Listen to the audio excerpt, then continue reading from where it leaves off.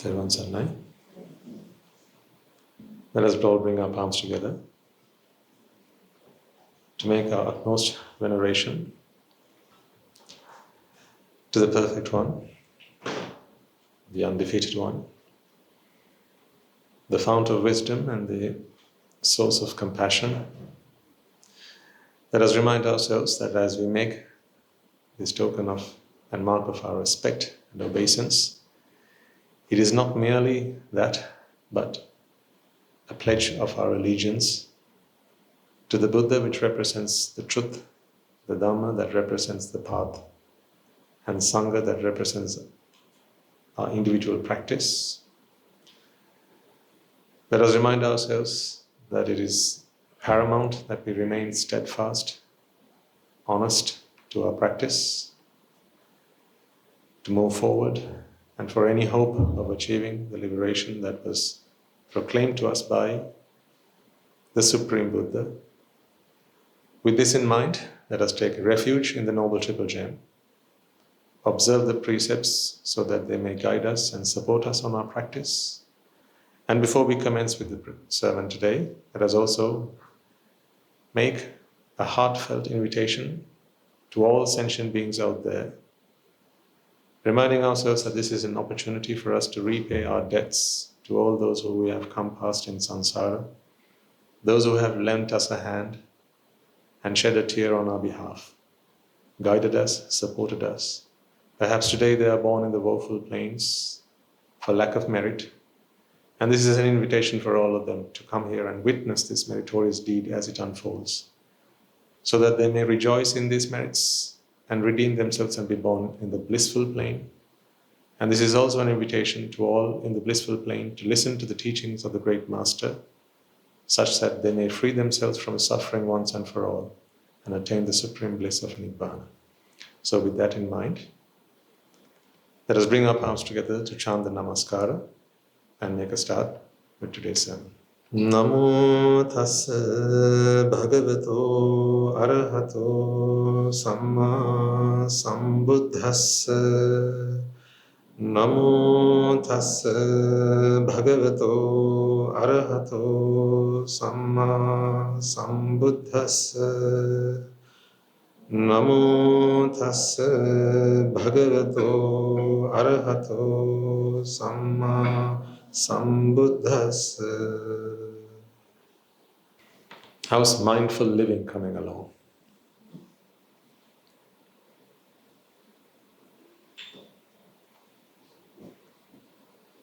Mindful living.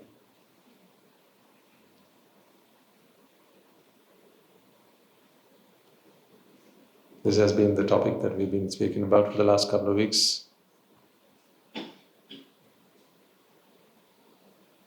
To see what the eye shows you, but to understand what the eye can never.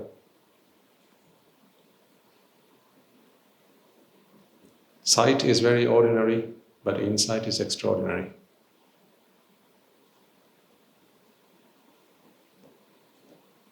Most every being born into this world has some kind of way in which they see the world. Some see color, others see the world through sound, others see the world through tactile sensations or touch. These are all ways of seeing the world. Even animals see the world. Insects, they see the world. Reptiles, they see the world. Fish see the world. You don't have to be human to see the world. Right from the four great hells, all the way up to the Brahmic planes, they all see the world. Seeing is one of your five senses. And you are blessed that you have two eyes. If one stops working, you still have the other.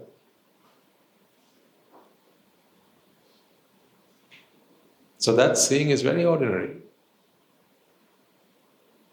And if your eyesight begins to fail, then there are doctors today who can fix it for you, like they have done with me.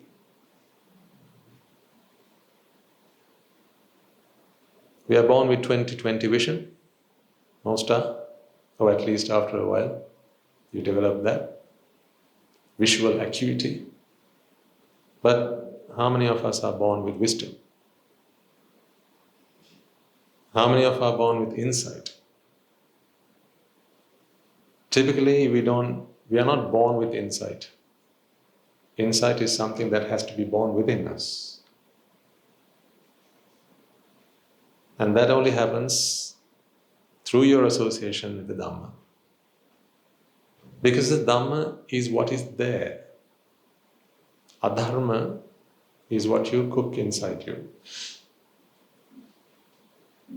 For failure to accept nature, for failure to accept what's actually going on out there, when you are blind to what's going on out there, then you cook up your own version of events. This is the birth of suffering. So whenever you are unhappy, whenever you don't feel content, whenever it feels like everything is against you and you're at loggerheads with every force of nature there is, this is not because nature is having a go at you. Nature doesn't do that. You're a child of nature, like a mother who always cares and protects and provides for her children. Nature always does. Nature never abandons you. Nature doesn't forsake you. Nature doesn't ignore you. Nature always provides for you. Because nature is an unconditionally loving mother. But your failure to accept that, and your failure to acknowledge that, creates a necessity within your own minds to fend for yourself. And half the time you're fighting against nature. When nature decides it's time to make you wet, she'll rain on you. But you decide, no, I don't want to get wet. So you fend for yourself. When nature decides it's now time to dry you up, then she will shine on you. But then you decide, no, that's not what I want. So you fend for yourself. When nature decides it's time to cool you down, she will blow at you. But you decide, no, that's not what I want. So you see, you find yourself fending against nature. She's the mother. And we all like to say that we are children of nature. But when mother does what she thinks is best for us, what do? We go and hide.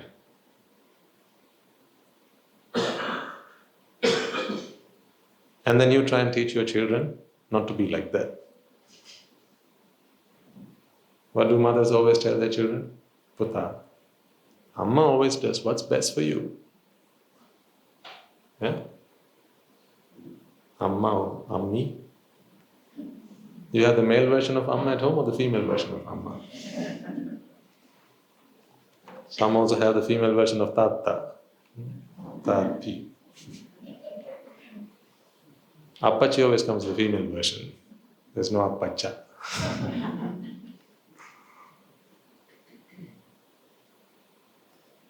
So whichever version you have at home, you'll always find yourselves, Amma and Tata or mother and father, telling your children, right? We always give you what is best for you. We created you, therefore we always want what is best for you. So we will always do what is right by you. We will always do what is best for you. You say that, and then when nature decides what's best for you, nature, who is your creator, what do? You fight against nature.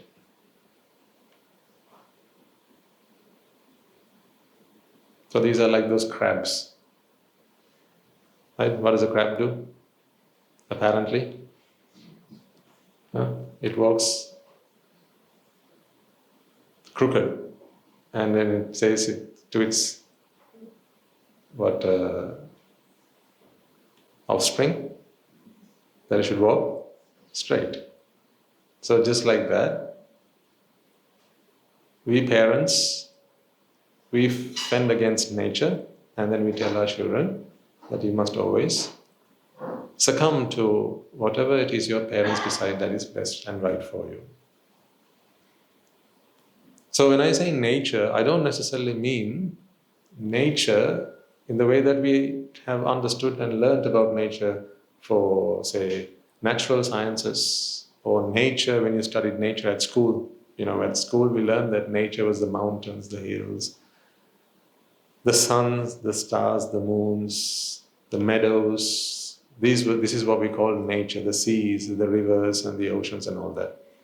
We think that is all nature and the rest of it is all not nature. That's not so. Nature is anything and everything that comes at you. Because that is your nature. You are the creator of your nature. Now when we say it's not in his nature, do we not use that phrase? It's not in his nature to do something like that. Or it's very much in her nature to have said something like that. So we have this phrase, in someone's nature. See, there's more depth than perhaps we initially attribute to this phrase. There's more depth to it, there's more profoundness than what we might initially think. One's nature is one's own creation. See, when the sun's out and it's scorching hot, you feel hot, don't you? Like right now we have a roof above our head and the aircon's working, so it's very nice and comfortable in here. But if the aircon stopped working and then they took the roof out, what would happen? You start feeling very hot, warm, hot, and it will become unbearable after a while. So you say the sun's hot, it's scorching. And then you start talking about the heat of the sun. And you say, it's burning my body. It's very hot. The truth is, ladies and gentlemen, what you feel is nothing that your body picks up. It's not your body that feels the heat of the sun. The body experiences energy. And these are interactions of energy. But what we refer to as heat, that is not something your body experiences. It's your mind that perceives heat. Or what we call hot, cold, warm. These are experiences of the mind. These are mental experiences. Give me a show of hands if you ever burnt your finger. Me included.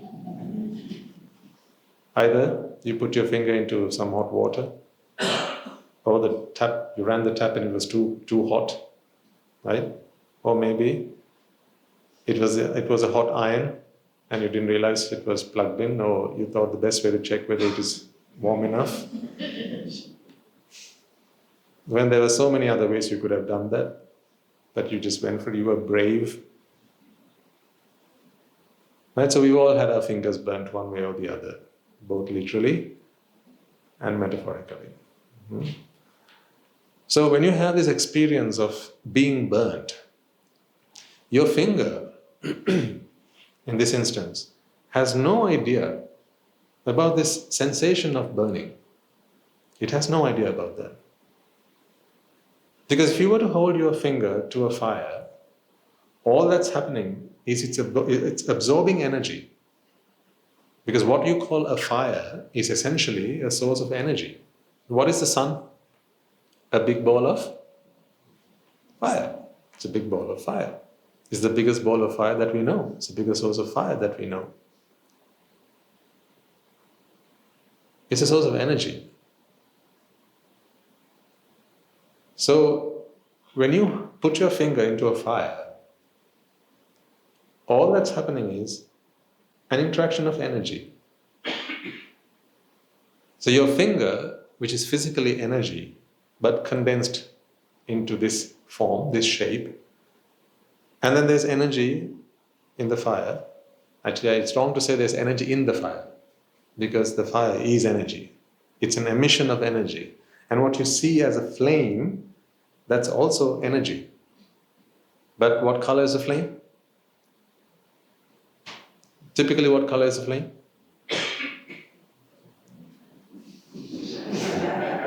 Typically, what color is the flame? Huh? What color is the flame typically? Typically.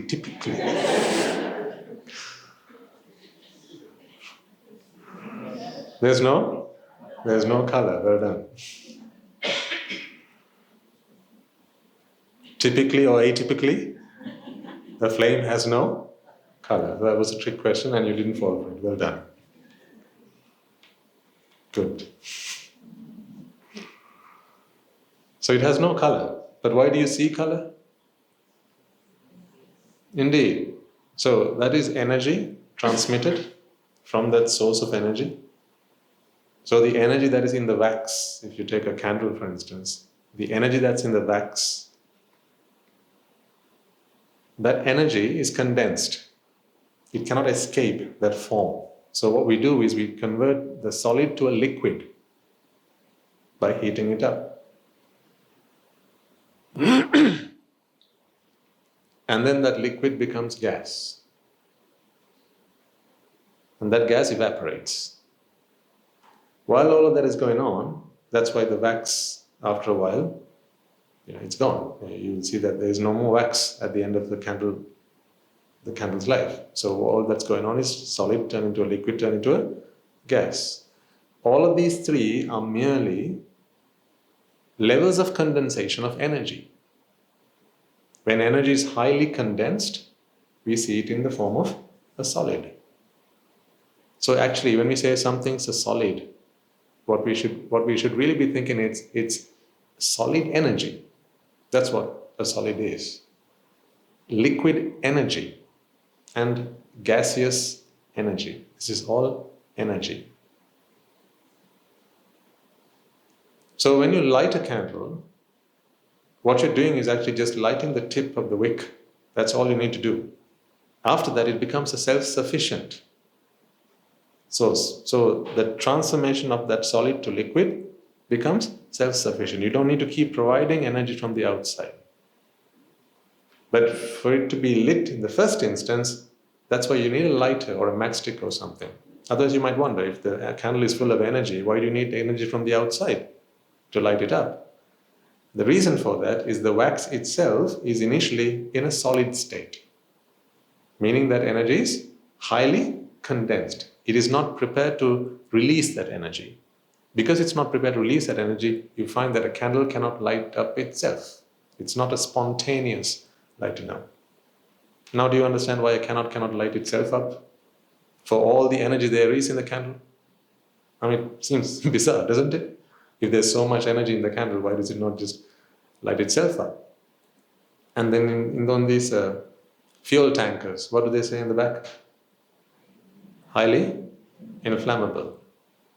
So why does it not light itself up if there's so much energy?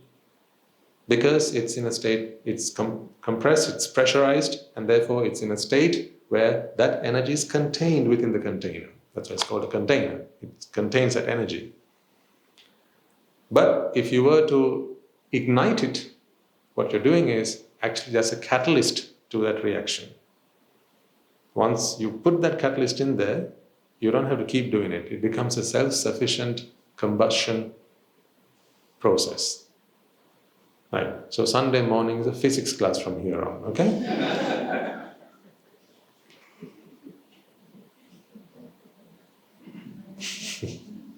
That subject you thought that you had done and enough of that, right? Enough of school, and then now you come back here. Must be the vibe. I think they have physics classes on the other side or something. What I want you to understand through all this, ladies and gentlemen, is that although we think that we deal with these physical material objects and we tend to give it names like mother, father, these are names that we give to objects. And then we don't even stop at mother, father, we give them even more names. We give them personal names, names that you identify yourselves with uniquely. Right? So what's your mother's name? So you have an answer.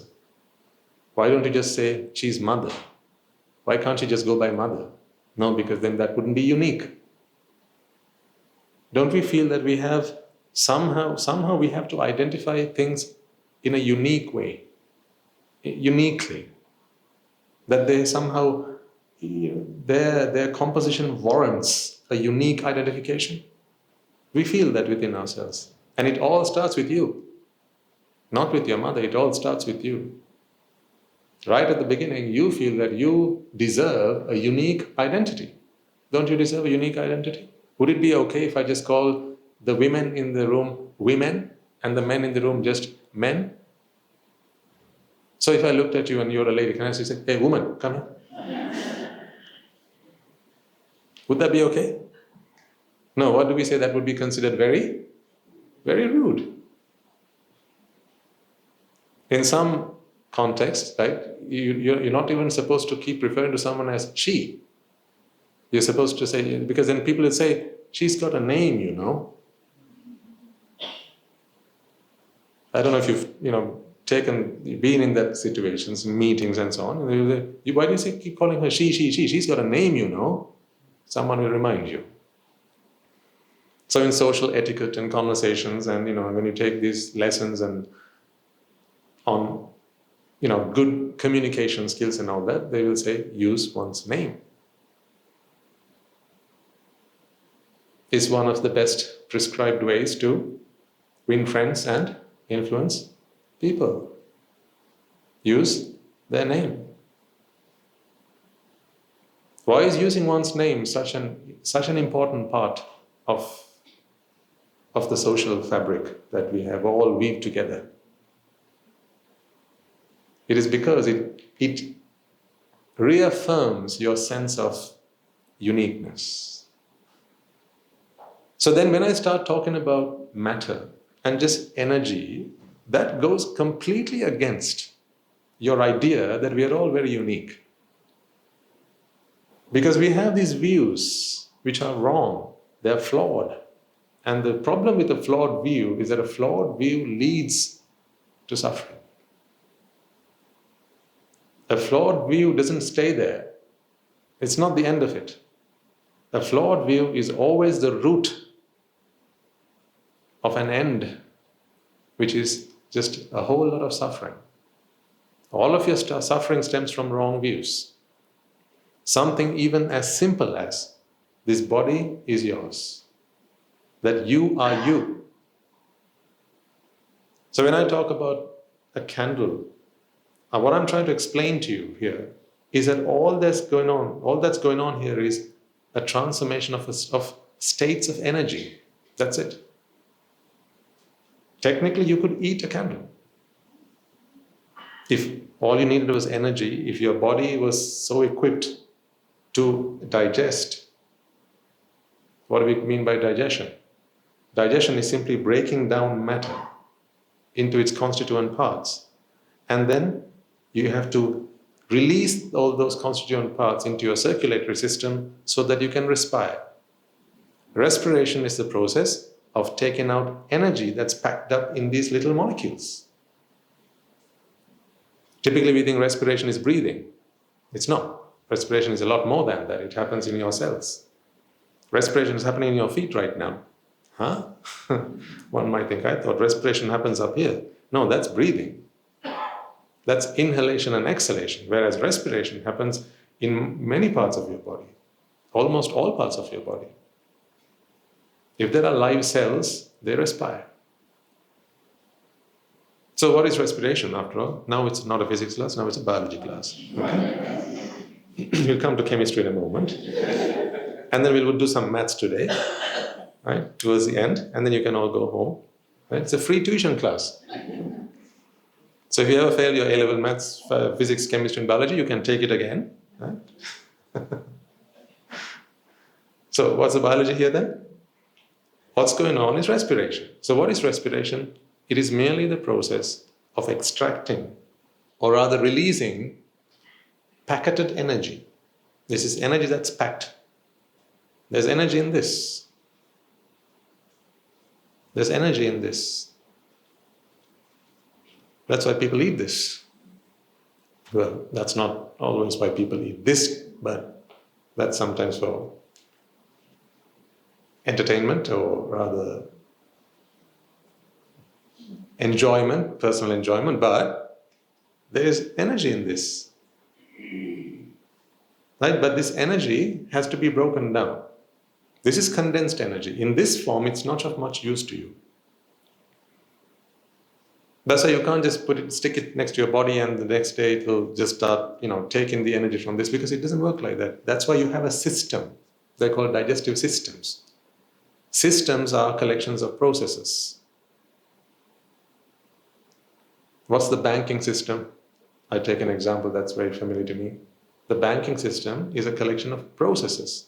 The checking process, the accounting process, the banking process, the counting process, the auditing process, all these things together. So the entire country is one big system. You have several of those systems inside this nice, neat package. This package that you are is just a bunch of systems. You're not you or special in any way, it's just a bunch of systems. That's why when one part of the system breaks, you can go and get your parts exchanged. You can go to spare parts shops, but you don't find them in Panchagavata. Not for these machines, for that you have to go to the hospitals. So when we donate blood, give me a show of hands if you ever donated blood at any point in your life. So when you donate blood, what do? These are parts that make the system work.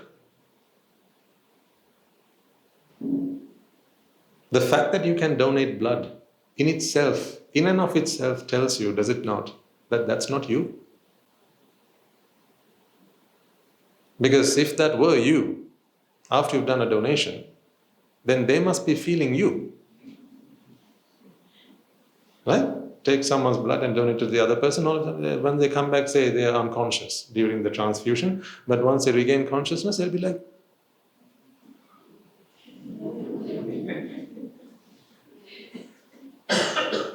so then your wife, they will feel like it's their wife.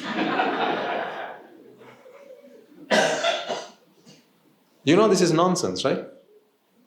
It doesn't work like that. Why does it not work like that? You've got to think. See, the evidence is blaring at you. It's just staring at you. People are just blind. That's all. The evidence is staring at you in your face, but people are blind to it.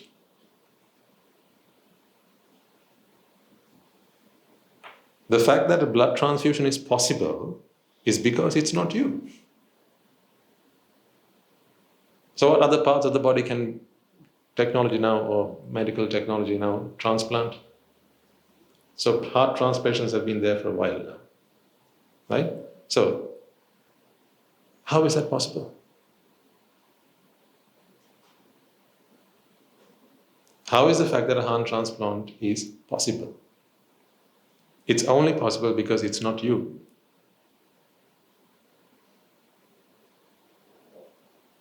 So when you say, I gave my heart to her, so she stole my heart. You took my heart away. So then,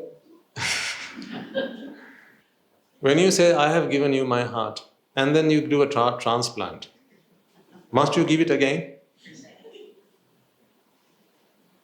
Or the person who takes your heart, let's assume you swap hearts with someone, right? This doesn't usually happen, but it's technically possible, right? Now with heart transplants and the technology that has made it available to us, this is technically possible. You could do a heart swap, right? So if you did that,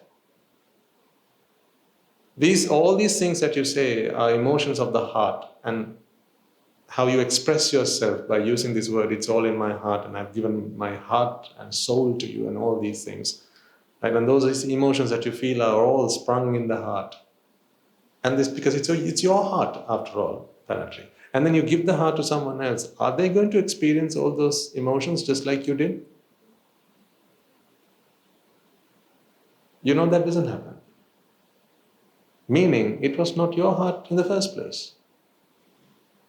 Yes, usually, once you do a transplant, you have to then put them on some sort of immunosuppressants, because the body's immune system starts kicking in and it identifies something that it thinks is not theirs. Now you wonder, see, Swami Mahansa, it's not theirs, so it was mine. No, that's not what's going on.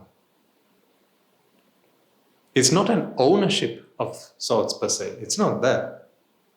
It's merely the construct. It's the DNA. It's all that. It's the way it's the way the cells have got together. There are biomarkers. Right? There are parts in your body that are all representative of the very fundamental cells that first got together, and then everything specialized from there on. Initially there was just a zygote, and then it started specializing until you came out of that. So at the beginning there was just the egg and the sperm. So the two of them came together, and then everything came out of that. But in every part of that, there was a marker. I'm simplifying this to a great extent. There was a marker that identified it back to its source, not to you, just back to the source. But once you start taking these immunosuppressants, after a while your body accepts. That's not because it was yours to begin with. It's only because of its biochemistry. That's all. So then when you get cataract, nowadays you can clear it up, but you do, what transplants are they called? What transplants? The cornea. Cornea, right? Cornea? Lens. You can transplant the lens. Yes, so you can do a lens transplant. So whose lenses are they? See, this whole premise of us asking this question no longer makes any sense. If it's my lenses, how can it work in someone else's? Even, it doesn't matter whether you've given it voluntarily or not. Is it only if you've given it up voluntarily does it become a compatible part in someone else's body? Is it? No, then how come they have these people who do this organ trafficking and all sorts? That's not consensual. That one moment you're out there walking on the street, the next moment you wake up and you're on a bed somewhere, and you realize that some parts of you are gone. Kidneys gone, parts of a liver gone, maybe, right? Various parts of your body gone, because they have now been extracted from you so that they could be transplanted into someone else without your consent. So your consent is not required, meaning there is nothing about it that is you. Then where does this you live? Even the English sounds wrong. Where does this you live? But I have to frame it in those words just to help you realize what I'm asking you about. I can't say, where do you live? Then you will say, I live there, I live here, I live there. Again, you are back to your 2D world. No, I'm asking you, where does this you live? Where does this you, within air quotes, where does that you live? Actually, it doesn't live anywhere. It's merely a perception of your own mind. And the mind alone does not cook up this perception. It needs energy. It needs the power. It needs the influence of ignorance, which is what is pitiful about it. Your bodies are no different to these things. They're no different to these things. When you're dead, what do? Let's not talk about that. So, come on. All things we could talk about. They'll either bury you or they will cremate you. Yeah? So what do they do when they cremate you?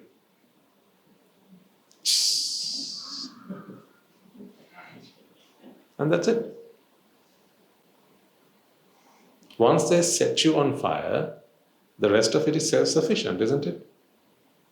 Just like the candle, whose initial lighting up needs an external catalyst, right? Because it's solid. That's why you don't combust just like that. Maybe at home you do. I don't know, so your family tells me. Maybe at home you do, but here you don't, right? So you're not spontaneously combustible. You need a stimulus from the outside, but once it happens, then you're self-sufficient. So if the candle can light itself and burn itself all the way through to the end, until the point comes where there's nothing left of it to burn, right? And that is because you understand the logic, the science behind this, that is, this is condensed energy. What we did up here was merely start up that chain reaction, that series of reactions, we just kick-started it. That ignition was merely that, right? And then the candle itself generated enough free energy, not condensed energy, but free energy, to then burn the next bit of wax, which then gave up enough energy to burn the next bit of wax. So then you realize that not all of the candle is light energy. See, if all of the candle, as it burns, if all of the energy released was light energy, there wouldn't be enough energy to keep burning the candle. It only gives you some part of it. The rest of it, it consumes itself. Does that make sense? Put your hand up if that didn't make sense. Okay, great. So it keeps some of it to itself. That's why we can measure the efficiency of this candle.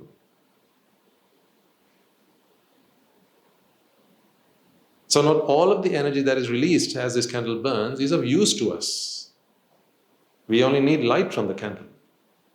Typically we just need light from the candle. But you realize that not all of it is actually light. Actually, maybe a very small part of it is light. The rest of it is just heat that is released to the environment, and another part of it retains so that it can melt what? The next bit of condensed energy to liquid energy and then to gaseous energy. That's how the process keeps running. So it's a process. That is a process. Now, is it not the same thing they do with us when we are dead? So they put you into a pyre and then they throw something flammable, something on fire at you. And so it will catch fire somewhere, maybe on the head, the feet, somewhere. And then as long as it starts the reaction off, right? Because you are now what energy then? You're just condensed energy, that's all. So you are a candle waiting to be lit. Aren't you? Why do you call yourselves human then? You're just a candle waiting to be lit, and they will light you up the moment you're dead. So it'll be like a campfire. No, seriously. The moment you're dead, people decide to have a campfire. And then they'll put up posters and say there's a campfire happening this Wednesday. In honor of. And they'll put your picture there. They've all decided that they're going to do it with you. They've just not decided what the date is yet. That's all.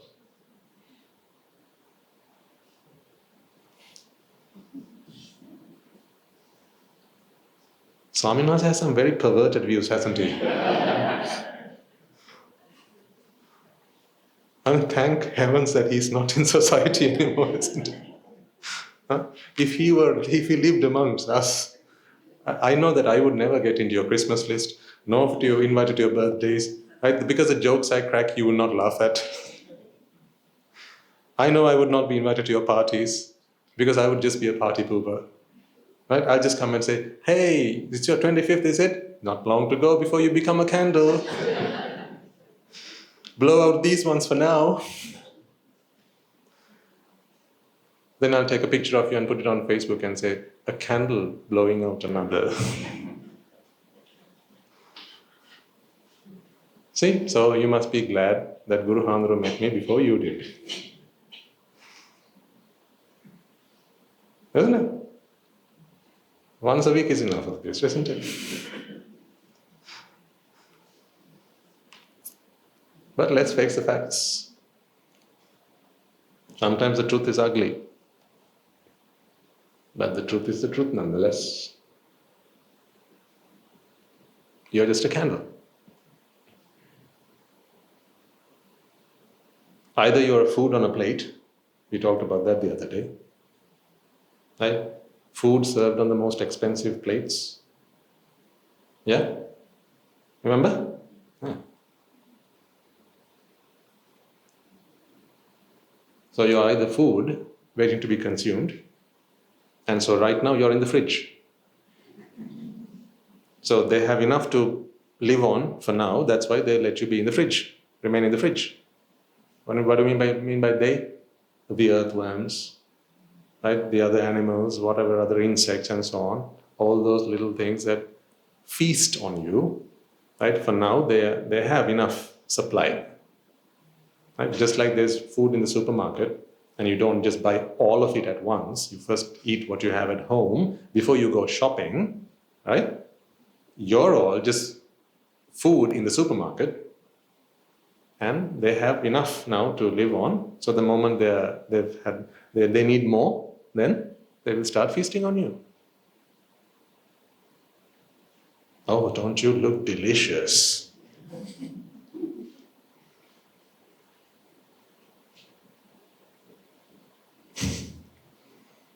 So when the earthworms see you, right, you're at the cemetery. You've just come to lay someone else's body. And the earthworms are looking at them and going, looking at you and going, I like the fat one. I call dabs on this one. While you're at the cemetery, they're calling dabs on you. They're saying, I'm going to have this one, I'll have that one. That's just teasing them.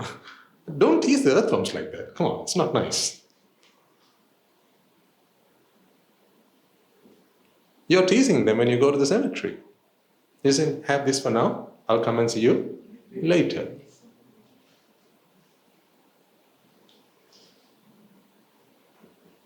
So you're either that, or you're a candle waiting to be lit.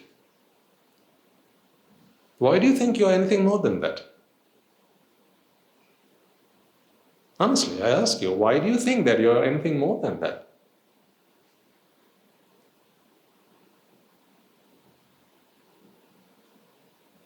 It's time to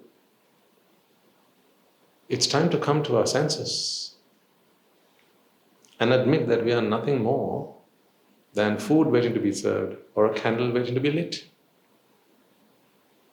Whether you're a king or you're a mere peasant, at the end of the day, you're just one of these two things. Either food waiting to be served on a plate or a candle waiting to be lit. That's it. My focus is not on death here. That's another conversation. That we can have another day. My focus is not on death here. What I want you to focus is on the fact that you're just packed up energy, that's it. These bodies of yours is merely energy. Just condensed energy. So how did you end up like this? How did you end up packing up all this energy? What did you do? Because you were not always this much energy. At the beginning, a few years ago, a few decades ago, you were a very small package of energy, weren't you? Small enough for your mother to shove you out of her. You were a small package of energy. But now you're a big package of energy. How come? What happened?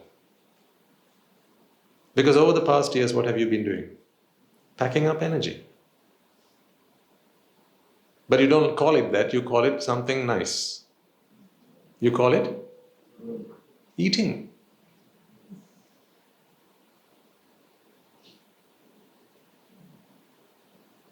You call it eating.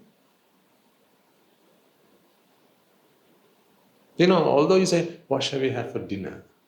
Huh? Where shall we go for lunch? And you make a big deal out of these things, right?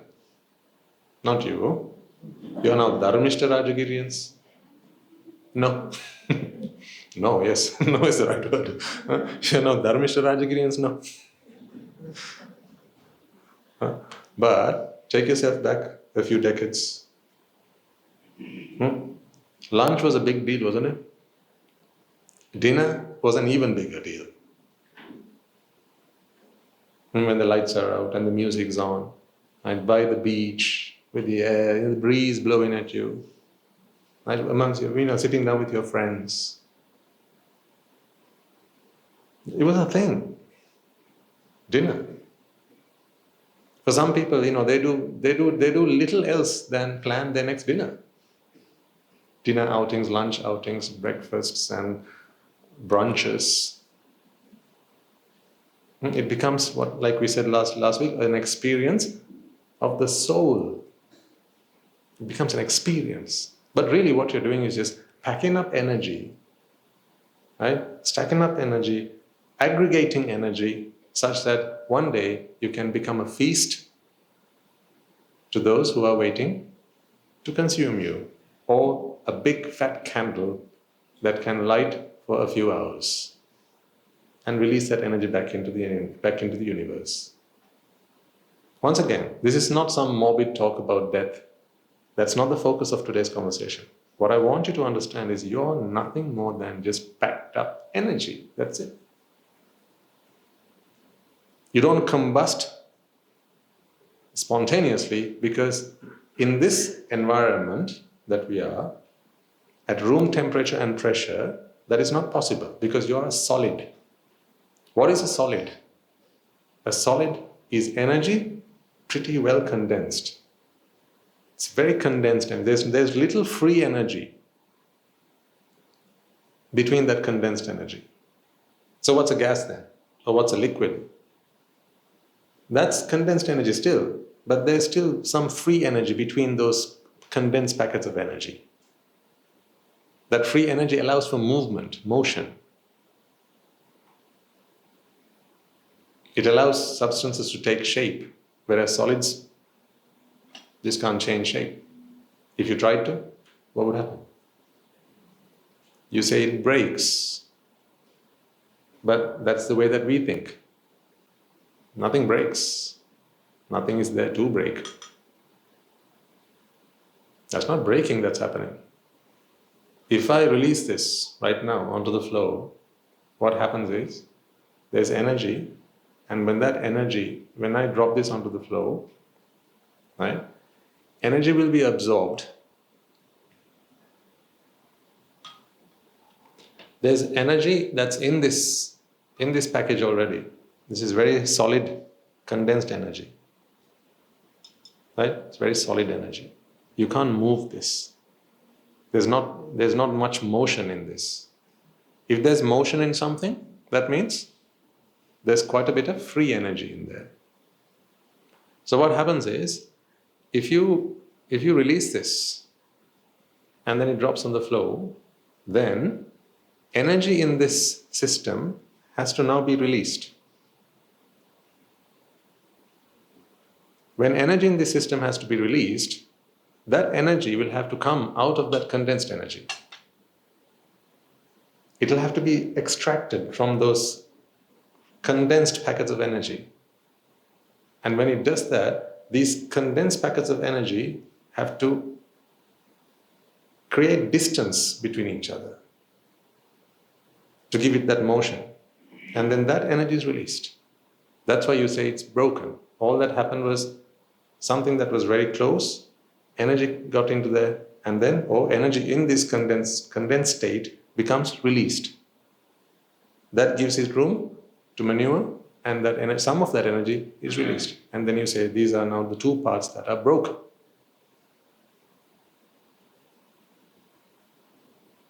Yet another physics lesson, but the essence of what I'm sharing with you today here, ladies and gentlemen, is I just want you to focus this conversation back on you.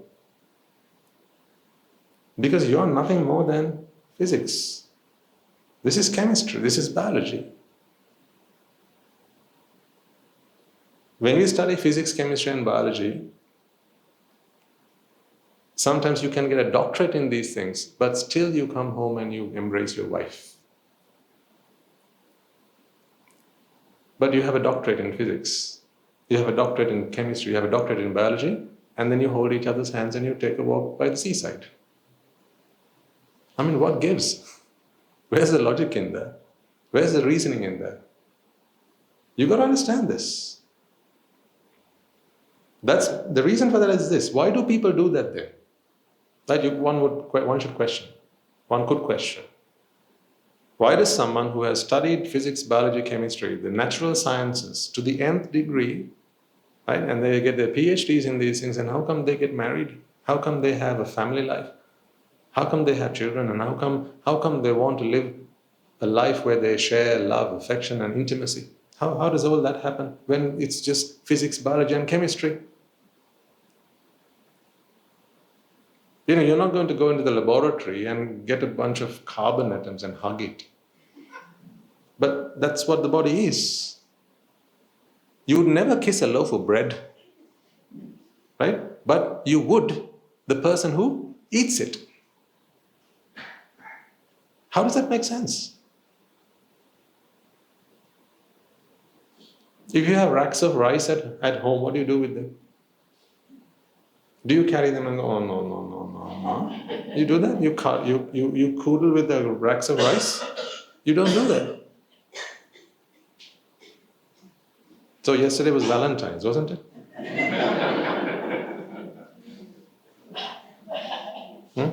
I'm not going to dare ask you what you did for Valentine's. At least you're here. The day following Valentine's morning, you're here. That's a big thing.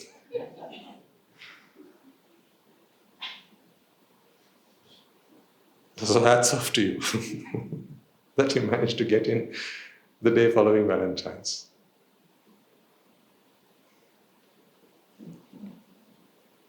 So what do you do on Valentine's? Don't tell me. I know, seriously, don't tell me. Don't come up here and tell me either. Right? But I can think of a few things that you might have done. Right? It's a day where people around the world express their affection, love. Right? They give time and they like to spend time in each other's company.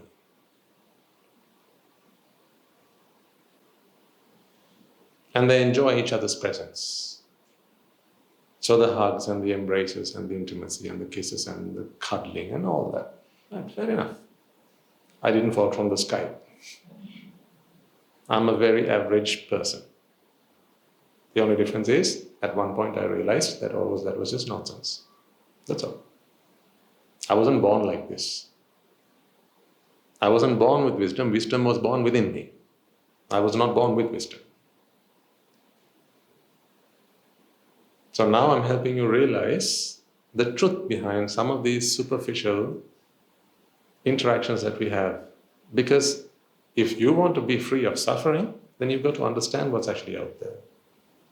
That's why I said, everyone can see, but not everyone has insight. In the 31 realms of existence, very few are deprived the sense of sight. But in the 31 realms of existence, very few are blessed with the gift of insight. So you may be a collection of that few. The few who are blessed with insight. You have to work yourself up to that position. That is how you give yourself self-respect and dignity. Dignity, self-respect, all that comes from that. Otherwise you stoop yourselves to such low levels that sometimes you wouldn't even think of doing something like that if you were in a sane state of mind. People do these things and later they think, how could I even think of doing something like that? A man in my position, a woman like me, how could I do something like that? How could I have done something like that? But now, then you're sitting there and scratching your head wondering, what took over me? I just don't know. Maybe I was possessed.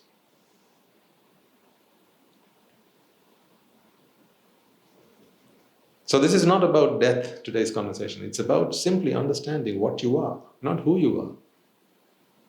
So I was saying, for physics, chemistry, biology, you can get a PhD, but they don't tell you why you feel, after all that knowledge acquisition, after all that learning, and after realizing that you are nothing more than a bunch of carbons, hydrogens, oxygens, nitrogens, and other elements from the periodic table, why is it that on Valentine's Day you feel that you have to hold someone's hand or give someone an embrace and spend time with them? Because aren't they the same stuff?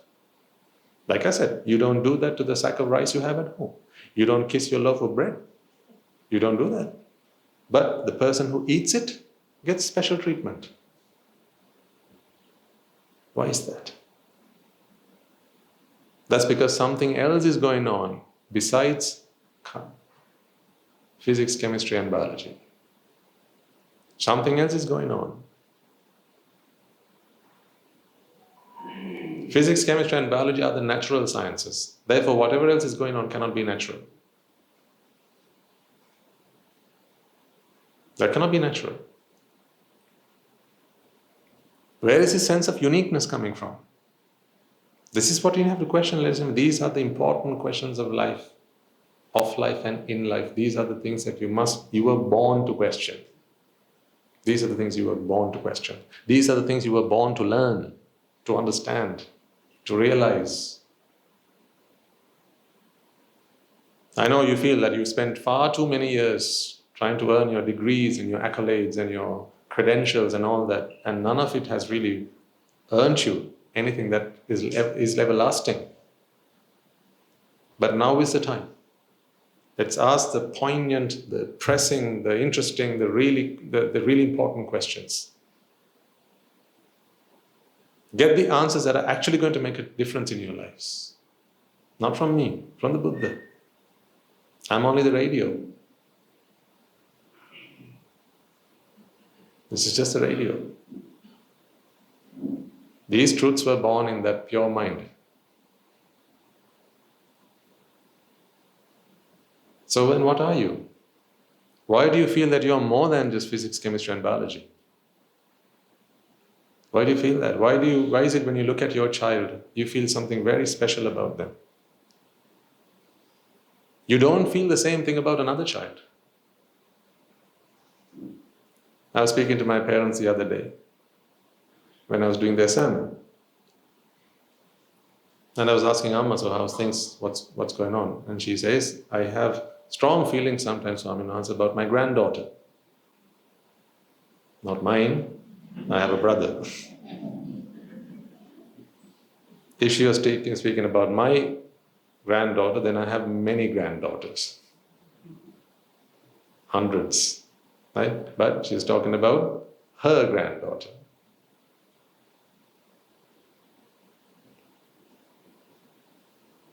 So it's been about a year or so, I think just more than a year since she became a grandmother. And so she's saying, I have these strong feelings and emotions about her. So I asked, why? And she says, well, she's a child, a child should be looked after, cared for, protected.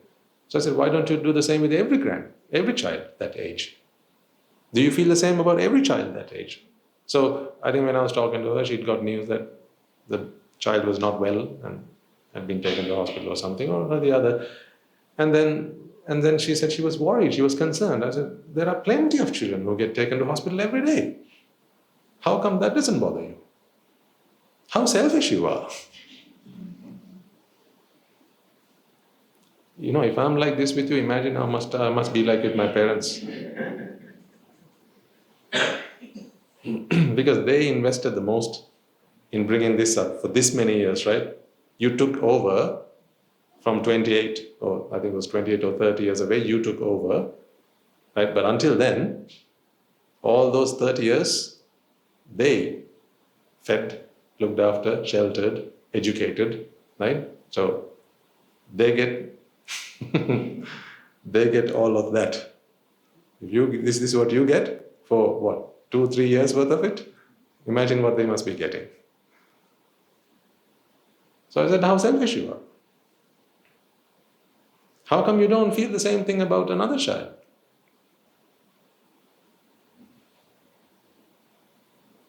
So if your granddaughter doesn't eat, that bothers you. There are plenty of daughters, granddaughters, great-granddaughters who don't eat. They don't sleep. They're not well. They're in hospital. Maybe they're in incubation. Still haven't been given the license to live by the doctors. Right? So, how come? How come that doesn't bother you? She says, well, it does, but not as much, right? I was quick to add. She says, yes, true, Swamina, so not as much. Then I asked her a question. I asked her, do you think she feels the same about you? Who? The granddaughter. She's only 1 year and something. I said, do you think she feels the same about you? And she said, no. I said, how come? Because she still doesn't know that I'm her grandmother. I said, aha. There you have it. So, to be a grandmother is to know that you are one.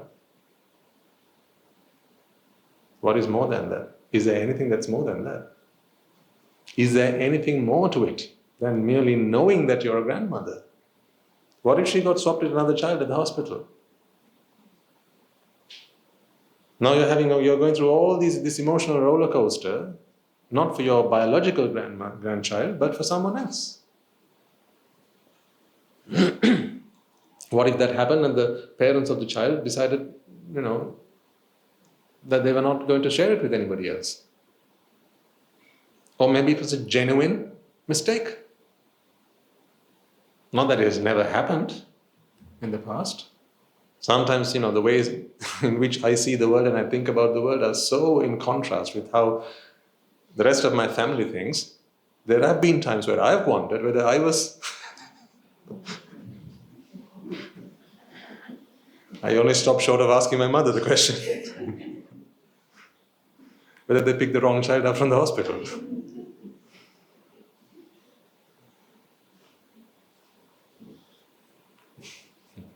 Or whether I was adopted.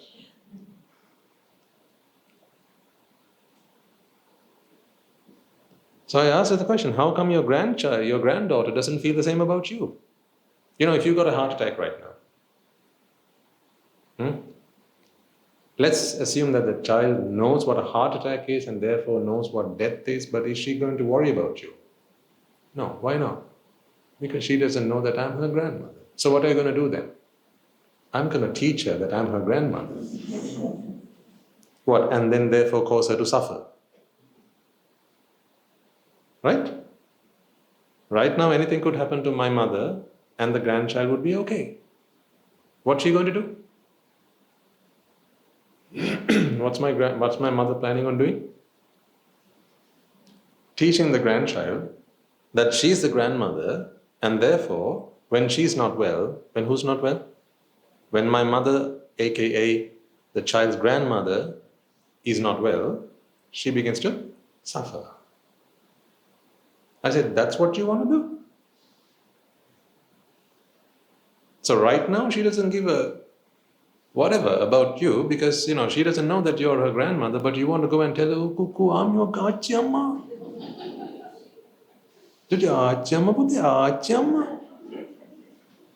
And then indoctrinate this child that she's the grandmother, and then a few years down the line, she's going to kick her last bucket, and then what happens?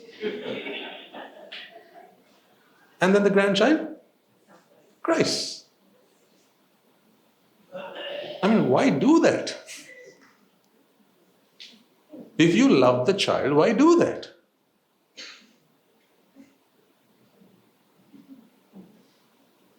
I said, there's only one individual in that family who is blood related who doesn't suffer because of whatever happens to that child. And I said, you are looking at him.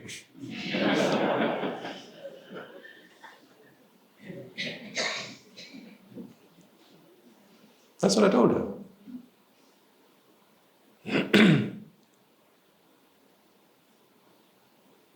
Here's what I told her, and here's what you should hear.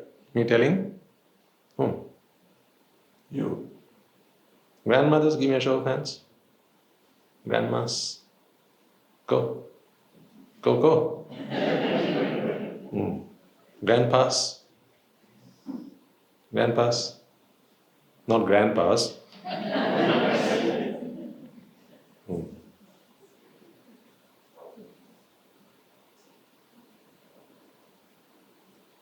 So, your links, your links are stronger in this chain. This chain, and the links represent the bonds. Your links are much stronger, typically, than the grandchild's links on you. But what grandparents like to do is they like to get close to their grandchildren. Not always for the right reason. That's why I have beef. I mean, that's an expression I don't have beef, okay? That's just a figure of speech.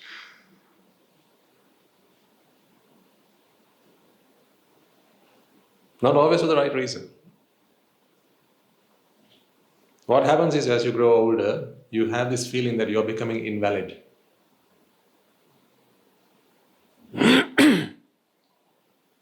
This is typical.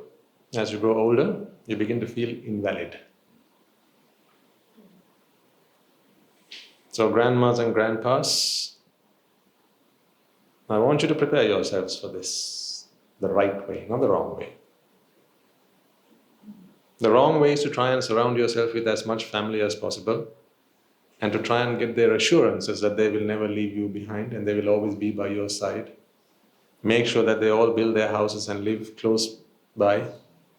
These are some of the dreams that grandparents have, or people have as they grow older. They want their family to live very close to them, in very close proximity. Why? Because nice, no?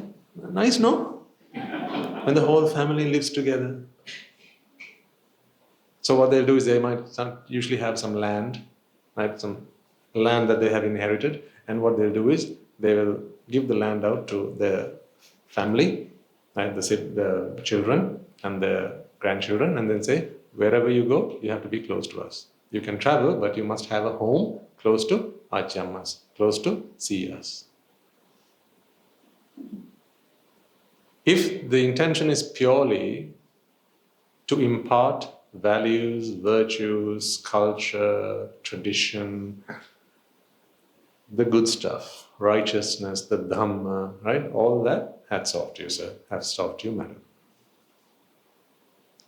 Right? I respect that, I admire that, I encourage that.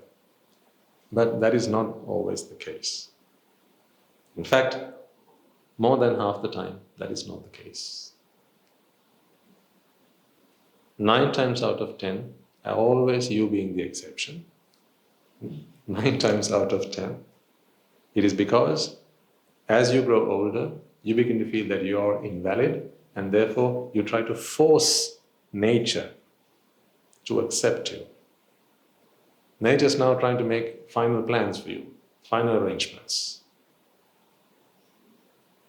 Long before it's lights out for you, nature already has started making funeral plans. I mean, maybe, who knows, right? Perhaps today is the last day that we meet. And maybe you're only, 20-something, and nature has already made your funeral plans. You're going to walk into them. Just as you descend the stairs, your funeral plans have already been made. It's just a matter of time.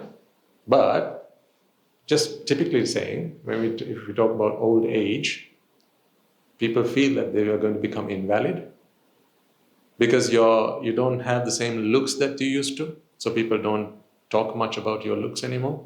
They don't talk about your hair anymore, your hairstyles, they don't ask you, how do you do your makeup anymore? They don't ask you about that. Because you're not as fashionable, you're not as attractive as you used to be. No one in this room, you're all attractive. Right? And you don't have anything interesting to say. That's because you don't keep up with what's going on in society. So, now what's cool these days, you don't know. Now you don't have the lingo to go with what the new generation. So when they say something, you're like, what does that mean? And when you ask them, what does that mean? They just laugh at you. Because you're not cool anymore.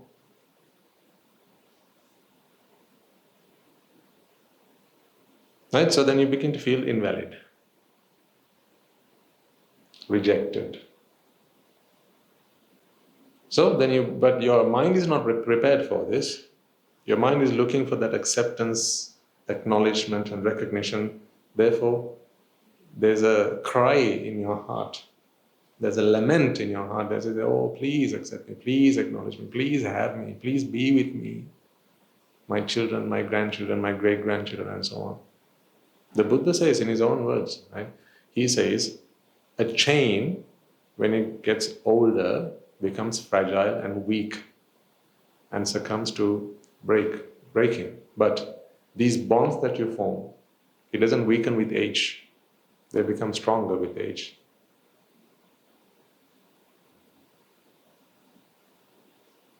That's what happens.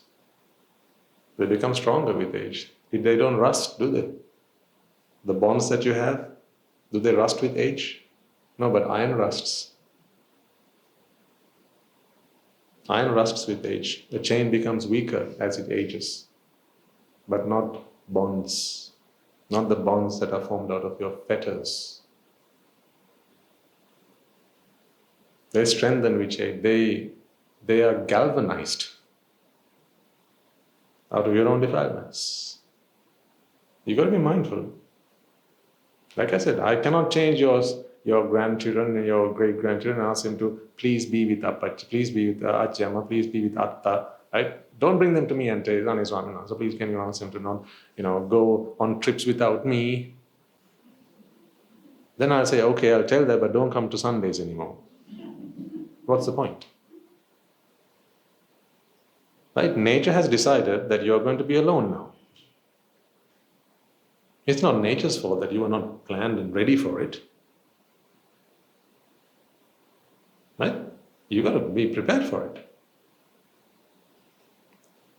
In fact, nature never planned it out such that you were going to have all these bonds and attachments to anyone. You were just put on this planet to serve your own purpose.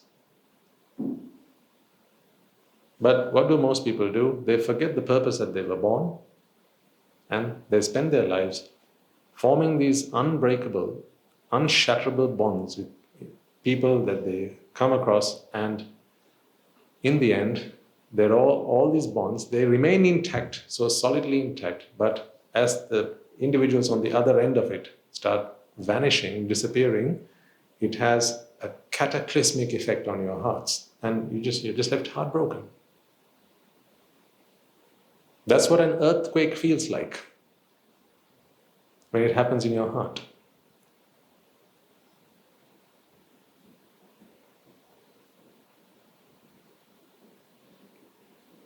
You've got to be ready for this.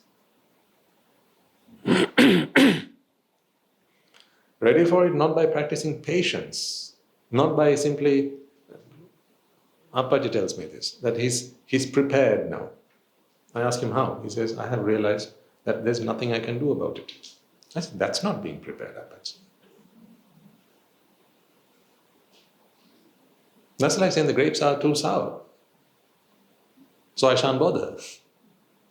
I can't do anything about it. It's too high up there, so I can't pluck it. Therefore it's sour. No, that's not what this is about.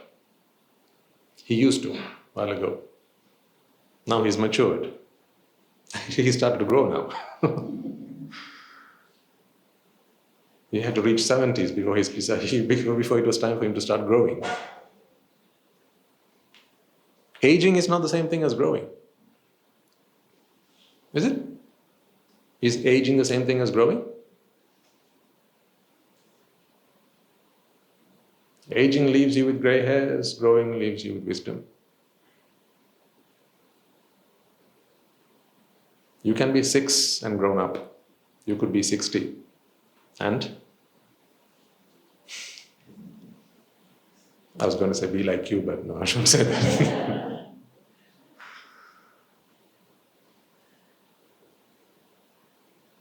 No, that's why I admire you. Because you realize that after all is said and done, none of these things will actually come to you.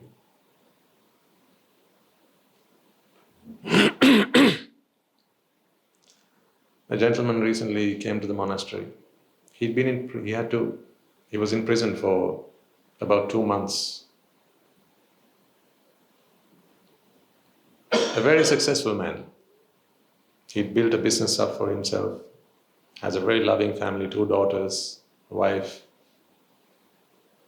He drives really nice cars, lives in a very comfortable part of the country, really nice house. He was the envy of many individuals. But somehow he got himself into the wrong business. And without going too many details, because I don't want to identify who he is, in case you may know him or not, I just want the story, because that's where the essence is, right? So this individual, while he was in prison, we have a monk who is related to him. And so from time to time, whenever he got a chance to visit him or talk to him, he would go and remind him that the Dhamma is the only refuge. Excuse me. All the wife could do was cry from home. She was at home. She was a housewife. They didn't need to work. It was a very successful family, in a material sense, very successful family. So all she could do was cry. So she would ring the Swaminatha and say, "Please, Swaminatha, can you do something and get him out?" So they went to the best lawyers in the country. Nothing. Nothing was possible. Went all the way up to the courts. Nothing was possible. There was a series of court cases filed against him. And every time he was due for bail, another case got filed. And the moment that happened, he was back in remand. That went on for 2 long months. So every time there was any hope of him receiving bail, the day would come, and then they would be taken to court again, and then said, another case has been filed against you, and then back in prison. For 2 weeks at a stretch. So like that, he'd been there for 2 months, 2 long months. So he was released recently.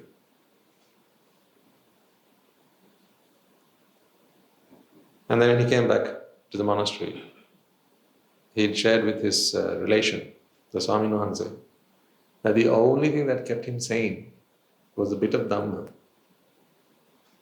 that the Swami Nuhanse had so kindly shared with him. Because he'd realized he has both his parents alive, but they were not able to do anything for him. A beautiful wife, very loving family, could do nothing for him. Right? Had 2 very loving daughters, very educated children, very loving family, could do nothing for him. His friends could do nothing for him. Very rich, but money could do nothing for him. Had property, vehicles, cars and all sorts, could do nothing for him. In fact, once some of his friends got to learn that he was in prison, they had started driving his cars around. Friends for you.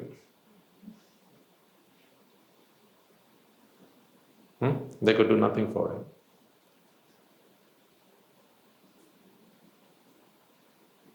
So 2 months later he comes out and says, the only thing that kept me sane was the bit of Dhamma that you had given me. See, this is akin to death, is it not? Or the moments before death at least. You know they're there, but they can do nothing for you.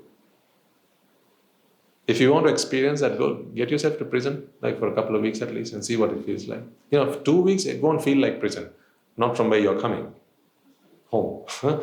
2 weeks will be fine, it'll be like a holiday. But try and spend 2 months, 3 months, 3 to 4 months in prison and see what that's going to be like.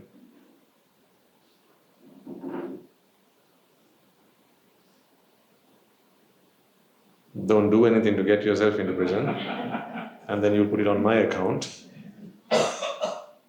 But I want you to imagine what it must be like. They're highly concentrated, hardly anywhere to sleep.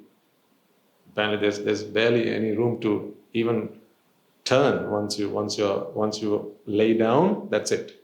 Some people don't actually have room to sleep, apparently. So they take turns sleeping.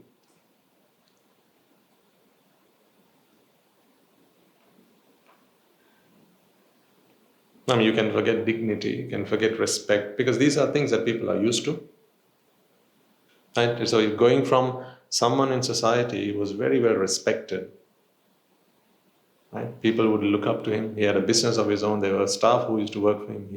He was a teacher at one point. There were students who would look up to him. Right? Students who would stand up as he walked into the room.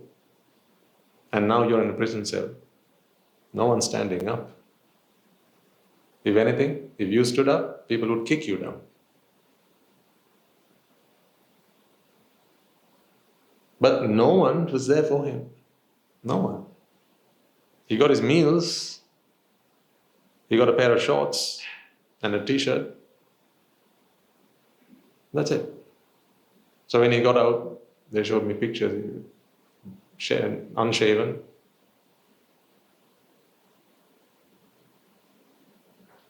You know, he looked very different to the person who used to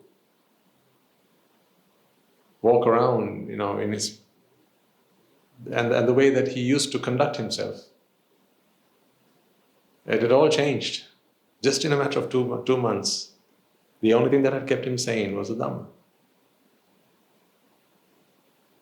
So the Swami Maharaj was saying, you know, it is only because of the Buddha, Dhamma and the Sangha was are able to keep this man and retain his sanity. Because at home, the wife, they didn't have many relations, apparently, because they were well off. So what happens when you're well off? Money is your biggest friend, your best relation, your best neighbor, right? So when money becomes everything and all things to you, then you don't need to invest in relationships. You don't need to invest in your siblings. You don't need to invest in your neighbors. You don't need to invest in your uncles, your aunts, any of those things, right? So you can just, money will do everything for you. That is the mindset that he had. Therefore, they didn't foster those, they didn't nurture those relationships or those friendships. So they didn't have many friends. They had people who looked up to them because they were fed, they were paid by them. But that's a different kind of relationship.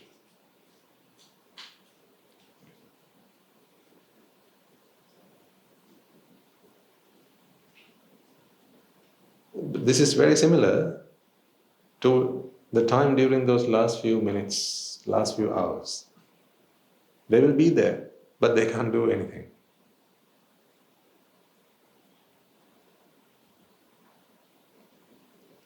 So, before you get there, you have to free yourself from this sense of identity and a need for recognition. Your need for recognition is your Achilles heel. Trust me, it is. Your need for acknowledgement is your Achilles heel. You can be made to go insane. People can drive you insane by simply ignoring you. You don't believe me? I spent a fair few years working at a care home, looking after the elderly. And more than I can count on my fingers, lost it. Not because they were physically unwell, but simply because their children, families ignored them. They neglected them. They paid for their stay, but that's it. We gave them the best care possible. We fed them, we turned them, changed their bedding, changed their nappies, washed their bottoms. Oh, I've done all that. Taken them to the washroom. Once they're done, clean the washrooms, bring them back.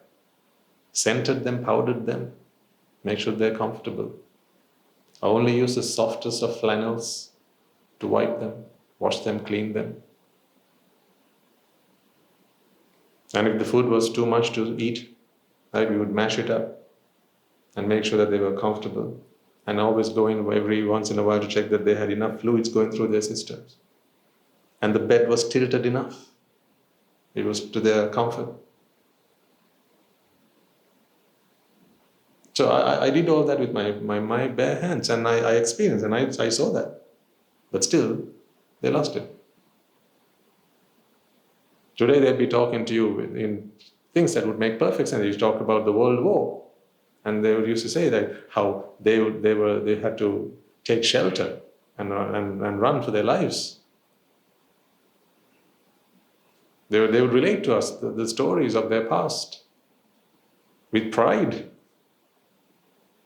and how they used to be very well respected individuals in society,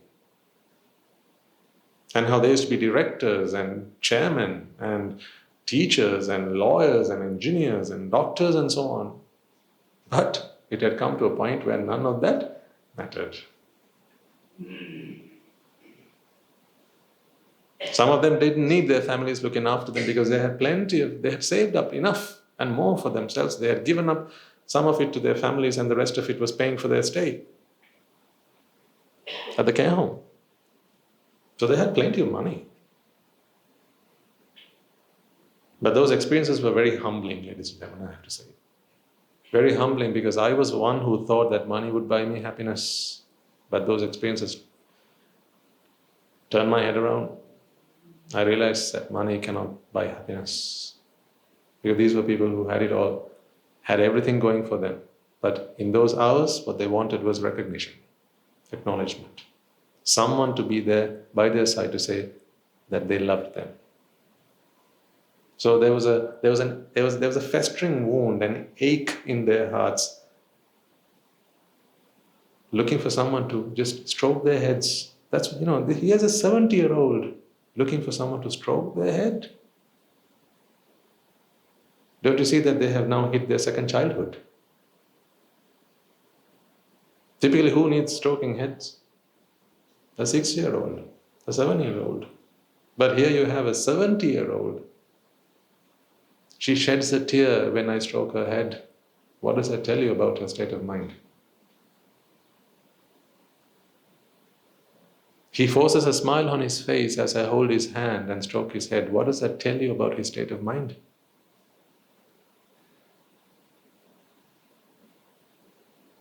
Alas, they have no respite. They have nowhere to go, no refuge. But you do. That is where you're different. So make hay while the sun is out.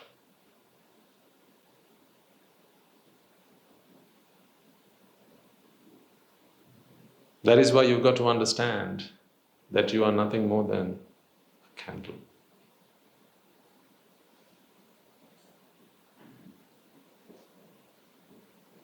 Not mere understanding, but you have to internalize this. It has to become wisdom that touches every part of your entire existence. Every cell of your body must accept this truth. I made this metaphorically, but every cell of your body must accept this truth. It is not merely enough for you to understand a logic behind it. Like I said, doctors, PhD holders in physics, biology, chemistry, when it comes to their last few years, they collapse. When it comes to Valentine's, if they don't get a hug or an embrace or a bunch of roses, they collapse. But what have they mastered? Physics, chemistry, and biology. Don't they know enough to understand that all that's looking and standing in front of them is just a bunch of atoms and molecules? And it's just a biochemical reactions going on? So how come they cannot see past that? How come? Because in those books, in those lectures, they don't teach you that there is something unnatural going on. That there's a fabrication of a self that's happening in the mind. They don't teach you that. And that is going on in your minds as we speak, ladies and gentlemen. To win this, you have to first become aware of it. You can't shoot the enemy until you are first able to stick your gaze on them. Get them into the crosshairs so you know where they are. So first you have to catch your target, then shoot. That's why it's very important to be mindful, and mindful living has to become you, not something you do. It has to be you. You understand the difference? If mindful living is something you do, it's like having lunch. That's something you do, but you only do it at lunch. If mindful living is something that you do, it's like reading a book. You only read a book when you're reading the book. Here's what I say. It has to become you. When are you you? When are you you? All the time, right? That's what mindful living should become for you. Mindful living. Always be mindful. Live. You don't have to do anything for that. That happens anyway. Live, but mindfully. Mindfully aware of the truth.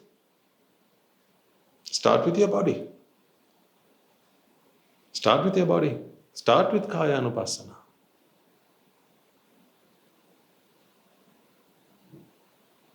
Understand the body is merely a body. That's why it's called a body. Ask yourself, why is this thing called a body, not a thing? Why is it not one? It's not a human one. It's a human body. A body is a collection. A body is an aggregation. Just like this. This is a candle body.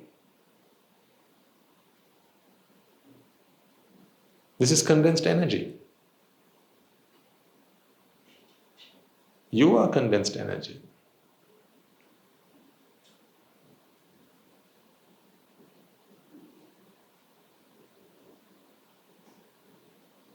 That's why you have lived your entire life packing energy.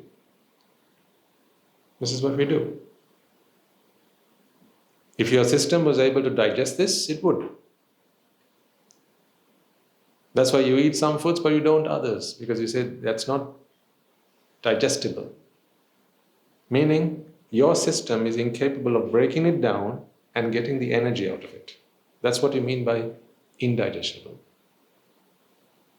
If something's digestible, it means your system is capable of breaking it down. You have the enzymes, you have the systems, you have the mechanics inside of you to break it down and get the energy that's in there out of it. So take a mango. See a mango, or rather look at the mango but don't see the mango. What shape is a mango?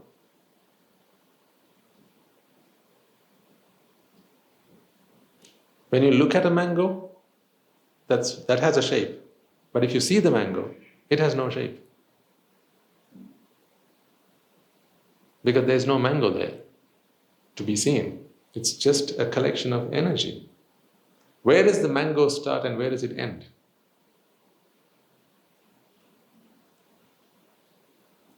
Does that question make sense? Thank yourself if it did. If not, thank yourself once you do. What do you see? With your eyes, what do you see? A leaf in my right hand, a leaf in my left hand. You can delineate where one leaf starts and it stops, can't you? So you can draw a line around this and say, this is the leaf. You'll say, I have a leaf folded in half and I have the same in my other hand. You can delineate these things. You can distinguish these things and tell them apart. But that is what your eyes see. If you can open your insight, there is no saying where this starts and ends. Because this is just a bundle of energy. And that energy radiates all around this place. These two leaves are constantly interacting with each other. They're sharing energy with one another. They're sharing energy with the environment. You are becoming part of this leaf as we speak, and part of you is becoming this leaf. So when I hold this, I'm holding all of you. And I mean that literally. This is not a metaphor. This is not a metaphor. When I'm holding this leaf, I'm holding a part of you. When you take your flowers to offer to the Buddha, and you take it in a vase or a pot or something, or a tray, right?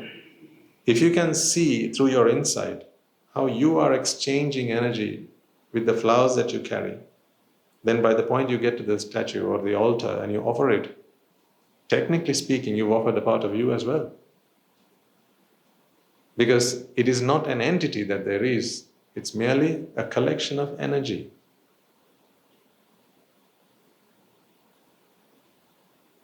You're constantly releasing energy and you're constantly acquiring energy. Energies that, aren't you giving off heat? Right now, if you switch off why do we need the ACs in here? Because what are you giving off? Heat. Isn't that energy? Where did that energy come from? You will say it's from the food that you ate. Right? So what is the mass that you are? Muscles, what is that? That's also the food that you ate. So then which part of it is released, which part of it is remain?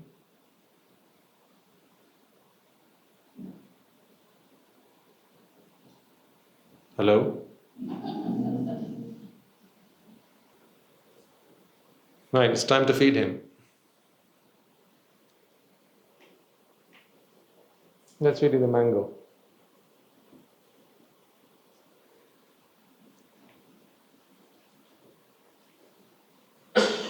When you feed him the mango, what happens?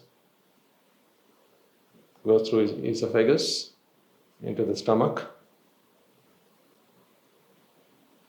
and there's digestion that happens. And then what digestion does is do what? Breaks the mango down into small pieces. It starts where? At the mouth. If you cook it, that's helping that process. That's why we cook our food, because it helps breaking down of food. That's why we have to cook it. No other reason. There are other reasons like, to sanitize it and so on. But one of the main reasons we cook our food, I want you to follow this with me, because I'm not, teaching you to suck eggs here. What I'm trying to share, the reason I'm sharing this with you, ladies and gentlemen, is because I want you to start looking at this as merely energy. Because until you do that, you will give these bodies of yours far more value than it deserves. I really want you to be able to walk up in front of a mirror, look at it, and have no value whatsoever towards what you see. Then you will do whatever you have to do to dress it up, to shape it up, to make it up. You will do all that merely because society expects that from you, but not because you have an inclination towards it. And that will save you time. It will save you time which you can then invest in your own salvation. Let's be honest, right? You may spend maybe 2 hours a day doing your makeup on, but you can't please everyone still. Some will say you look wonderful, others will say, what happened to you?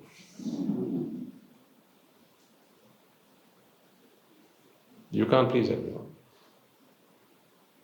That's why instead of, pleasing other people, instead of trying to become a crowd pleaser, what's better to do is to make the use of the time you have and actually do something to please the only person that you can actually please.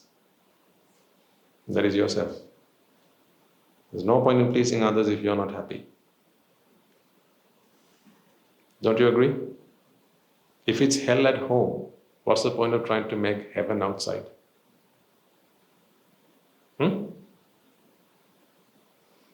If it's hell at home, what's the point of trying to make heaven outside your front door? on the porch. What's the point? There's a heaven on the porch. But in the living room, it's hell. What's the point? Don't be that guy. That's useless. I'm trying to help you bring heaven home. Either bring heaven home or make home a heaven. Once home is a heaven, you need not worry about the outside, because it will naturally, you will extend that heavenly existence that you have at home outwardly. Those who are happy at home are the ones who are truly happy outside. Those who are not happy at home cannot be happy outside. I mean, if you don't feel happy and at peace with the people God has gifted you with to live the rest of your life, how can you even imagine or begin to be happy with strangers? It doesn't work like that. But my job is this, not necessarily just to help you be happy at home, but to accept that the whole world is your home. Then you lose this concept of home and outside. Friends and strangers, there's a boundary. In this business, it's not about shifting between these two categories, it's about removing the categories altogether. Okay? Let's come back to the mango. So the digestion system breaks the mango down. Your respiratory system then starts to take the energy that's packed up in this mango. So this is just energy. This is energy. So stop, if you can, for a moment thinking that there's a seed and there's the flesh. That's what happens when you look at the mango. Right? When you look at a mango, you see a seed and flesh and the skin. That's what you see. But when you look at the mango, when you see the mango, you look with your eyes. You see with insight or wisdom. So when you see the mango, what I want you to see is merely a collection of energy. There's some forms of energy that are so condensed that your body cannot process it, such as the seed. Even if you were to cook it, you don't typically tend to eat the seed, right? You still throw it away. But if you throw the seed away, is it always going to remain like that till the end of time? No. Because though you can't, someone else can. Not someone else, another process can digest that seed. But we don't have the systems to digest that seed because that energy is in a certain condensed form which is not compatible with this system. Make sense? Right. And that's why also they're fibrous.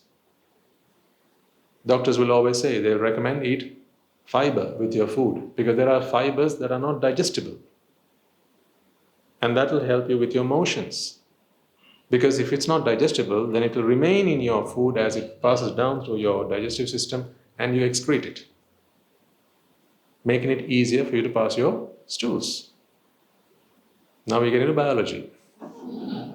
The fun part of biology, the smelly part of biology.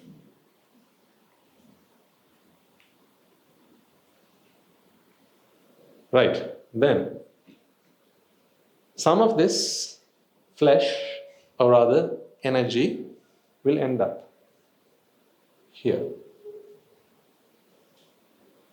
Where? In your bodies. So if you look at your hand right now, I want you to be able to see the mango that you ate last week. I want you to be able to see the rice that you ate. But it's not rice, it's just energy. Whatever food, your dinner you had last night, has started becoming you.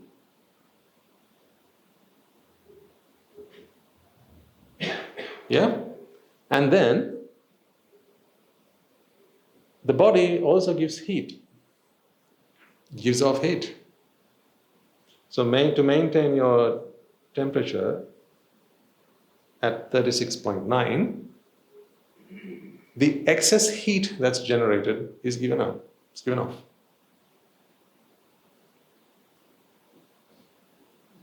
That's why you feel warm naturally. So when you sleep at night, if you cover yourself with a duvet, it's going to get warm and you're going to start sweating. Right? When you get a fever, the muscles start contracting, and because the body tries to fight off invasion, the internal mechanics are programmed to increase the body temperature in an attempt to try and kill the germs. But in killing the germs, it's also involuntarily killing part of you. Because your body, this is the optimum temperature. So when your temperature goes up, that's why doctors give you medicines to reduce your fever. So this is the body's internal defense mechanism to try and increase your body temperature, to try help you fight off this invasion. So excess heat is given out. Now, isn't this also energy? Where did that energy come from? In this example, the mango. So then, part of the mango ends in you, part of the mango goes out of you. Right? And we call it heat. So, when you are sat next to someone, if this energy comes into contact with their body, and their energy comes into contact with yours, so you feel their heat, they feel your heat, for example. That's also the mango that you ate, right? Yeah? So that's the mango that's now coming into contact with their body. So if they had eaten an apple, you're now feeling parts of the apple. They're feeling parts of the mango. Do you understand where I'm coming from? If that didn't make sense, please put your hand up. Good. So you're feeling parts of the apple, they're feeling parts of the mango, and they also have parts of the apple stored in their bodies. Yeah? So I have the question now then. Which part of you is you and which part of they is them?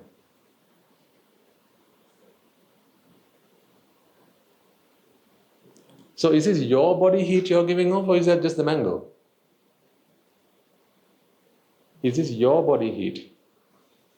As in that heat belongs to you? Or is that just the mango? What about this heat? That's the apple, isn't it? Then if that apple came from a tree and that mango came from a tree and both those trees were planted in the same garden,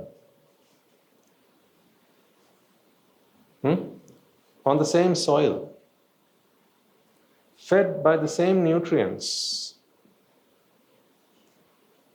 and the same sun and the same rain, what's so unique about you? Isn't just one whole system? Transfer of energy from in one form to another? Can't you see the symphony of energy? Isn't just this a beautiful orchestra?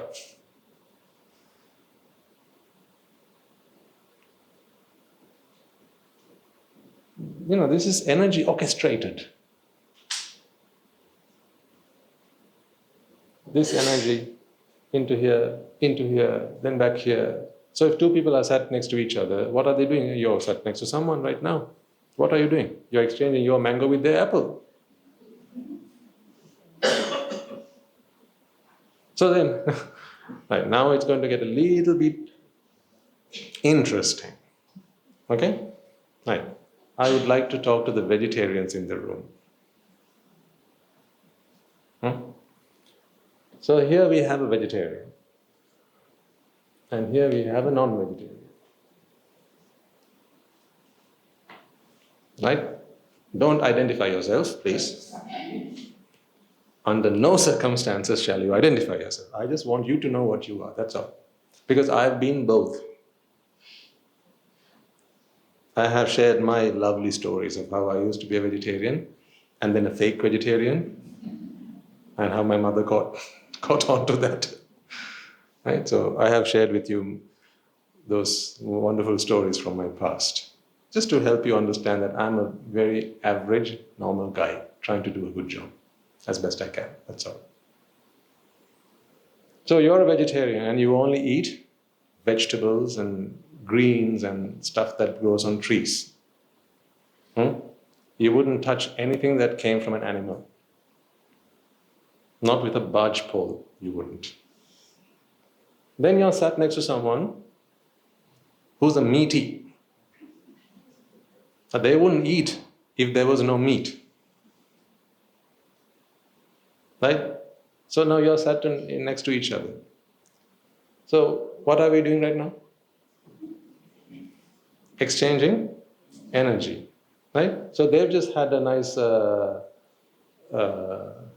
steak, yes, a steak, or a kebab, or some chicken korma, or something or the other. They've had some seafood or meat or fish or whatever you want to call it. Right? They've had just some of that, and there comes that next to you, and you're here with your halo on your head going, I'm a vegetarian.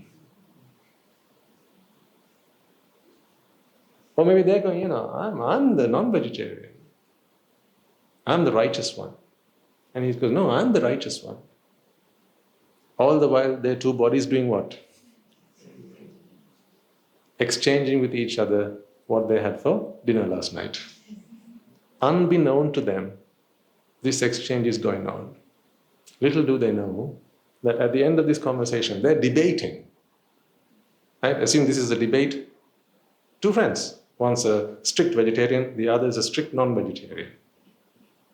They're debating with each other whether it's right to be vegetarian or whether it's wrong to be vegetarian, and how I shall not touch I won't even touch you now that you have had something meat to eat, right? They're so strong-headed about that.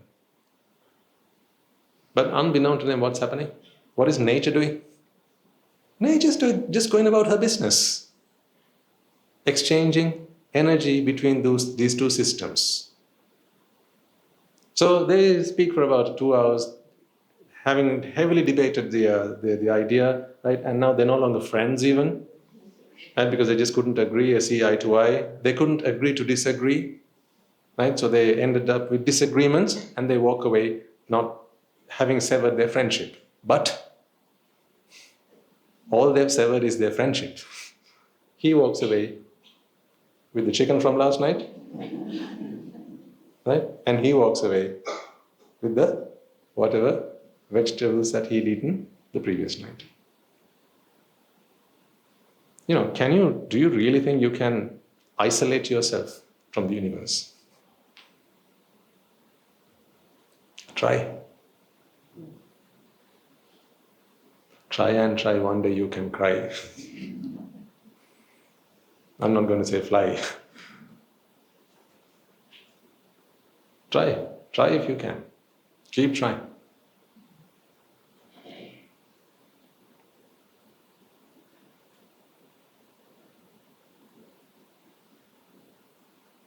If you really think you can isolate yourself from the universe and create your own bubble in which you can live according to your own standards, your own set ways,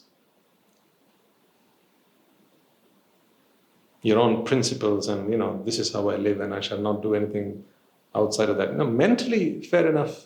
I'm talking about the physical existence that we are. These choices, like one says, I don't smoke. Go out to Colombo once in a while, come back. What don't smoke?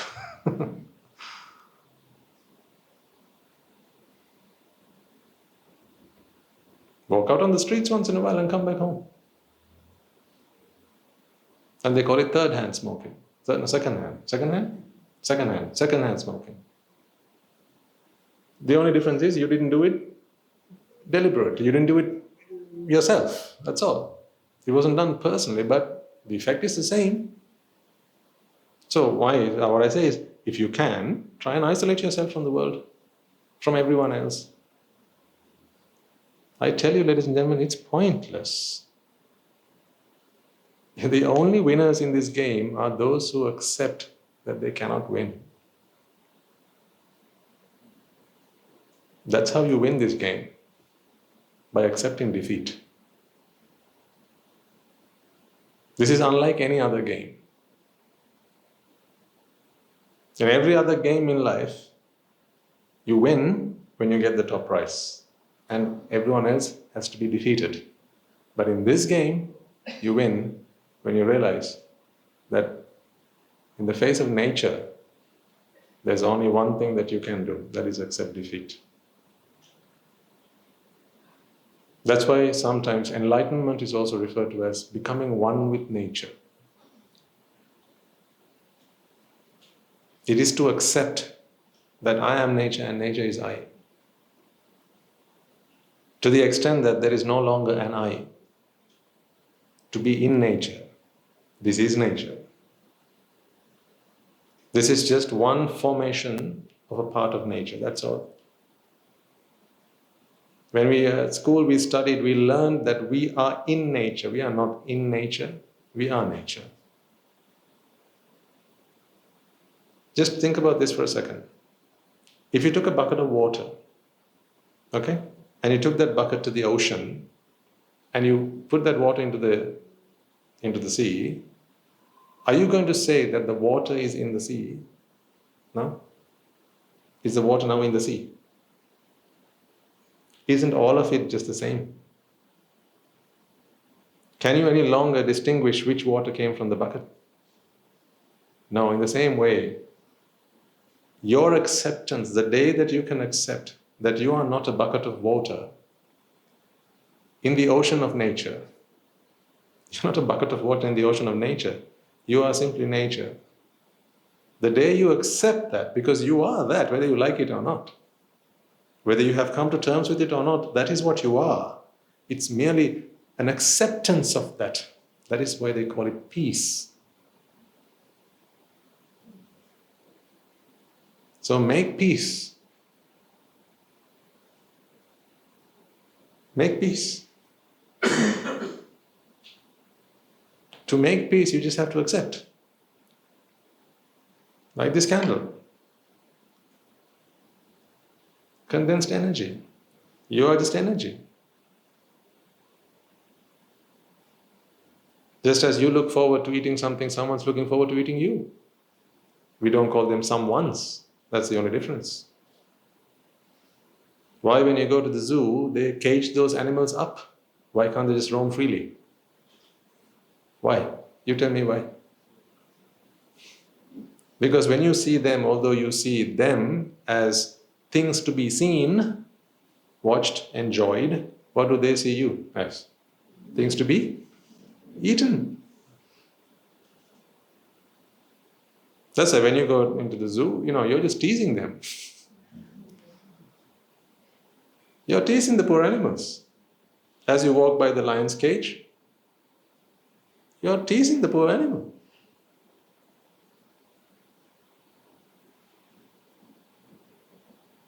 And you know what happens when you tease an animal with its food, right? That's how you make a dog fierce. Right? You tease the animal. Don't do that, it's not good. But that's what people do to make the animal ferocious. You tease the animal. You kind of make it think that you're going to give it to it, but you don't. That's what happens when you go to the zoo.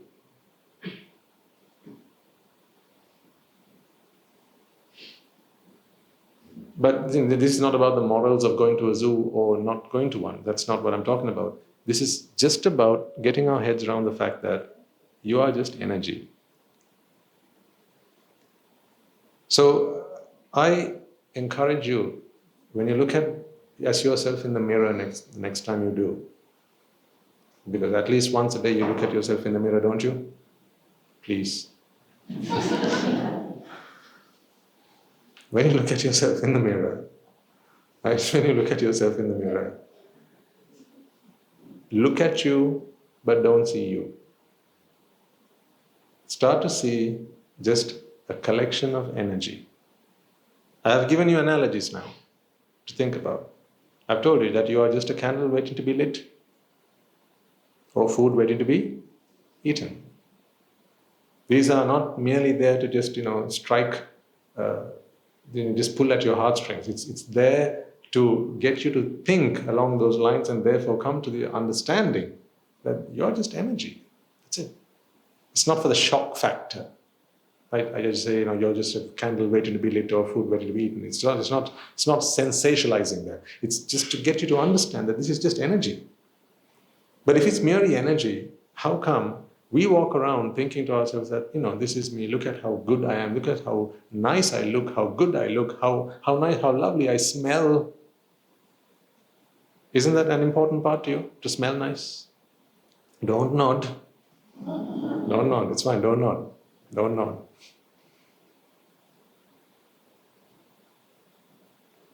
We have all come from the same walks of life. That's why if you go home, open your cupboard and look at all the perfumes you have. The eau de toilette and the eau de parfums and all that.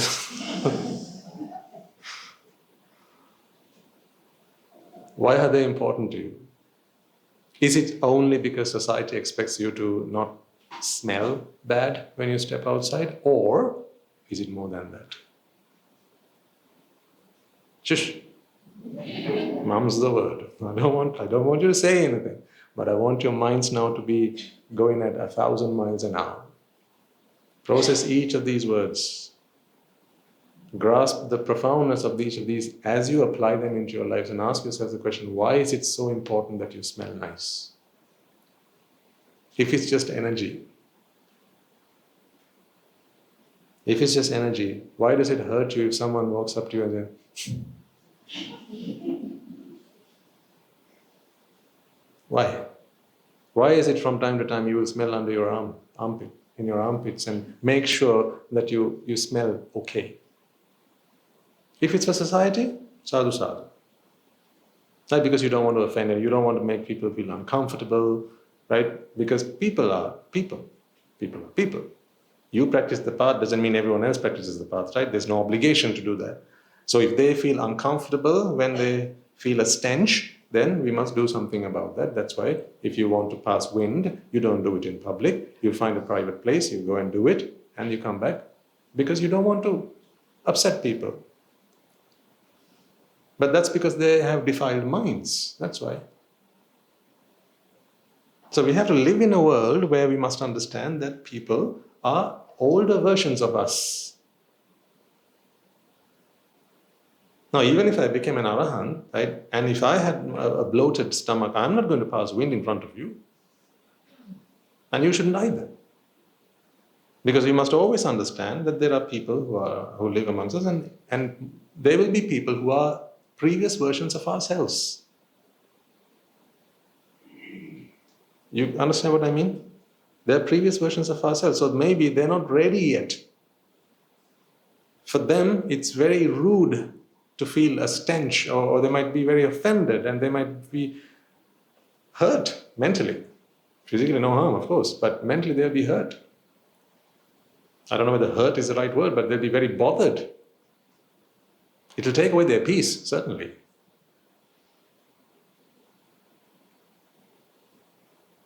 But they'll happily bring a duriyang at home, and he did that. Isn't it? You bring the durian and you eat it. But the same smell, if it comes out of someone, you find that offensive. Aren't they both just energy? If one is hydrogen sulfide, isn't the other not the same?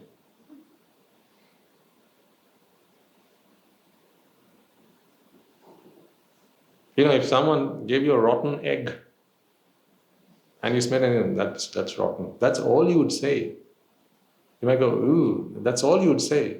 But if you smell that coming out of someone, you didn't expect this on a Sunday morning, eh? But like I said, I'm here to talk life. I can't babysit you. I don't think that is what you want from me. I'm not your nanny. I'm not going to mash your food up for you again. Oh, Buddha, try this, Buddha, try this, Buddha. Right? This food has spices in it. Okay, you will have the cinnamons in it, you will have the cardamoms in it, you will have the pepper in it, and the chili powder from time to time. Sometimes you might even have gigantic chilies in it.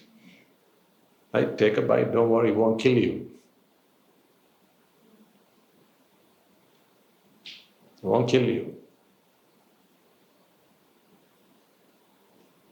But these are things we'll talk in this community, among friends. Now you're here, it's difficult to get up and walk away, but online, you can just change the channel. It's easy to do. But this is among friends. So first you have to allow me to be your friend. Not like buddies. That's not what I mean. Be a noble friend. And then no holds barred. Let me walk into your lives is what I'm asking you to do. Not just reach your mind and put them Dhamma in there, because a book can do that. Otherwise, get a Tripitaka book and read that. Get a book on the Abhidhamma. Get a good translation, read that, and then you'll be knowledgeable.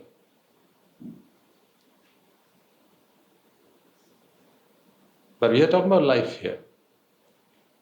So why is that offensive? That hydrogen, if it came from a drop of water, you're fine with that.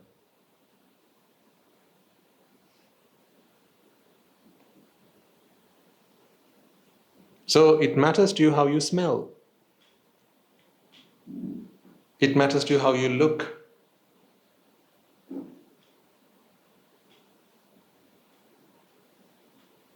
We're talking about the body now. Why do these things matter to you?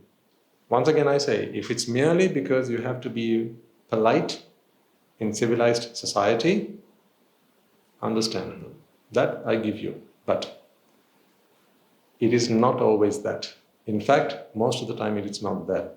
That is typically an excuse we come out with. A nice way to do what we want to do and yet dress it up in ways that would be acceptable in your spiritual practice. But let's be honest and speak to our conscience and ask ourselves, why does it matter how you look and why does it matter how you smell? It is because this body of yours, somehow you feel belongs to you. Then where's the kaya anupassana in that? Where's the kaya anupassana in that? I'll tell you what the Buddha said. He said, look at a body and understand that it's a body.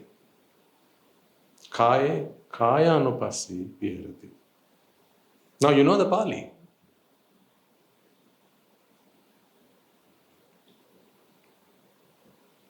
You know the Pali. That makes you a good scholar. But the application of that teaching is what makes you a saint. So it's not enough to just be a scholar. Scholars aren't saints, and saints aren't always scholars.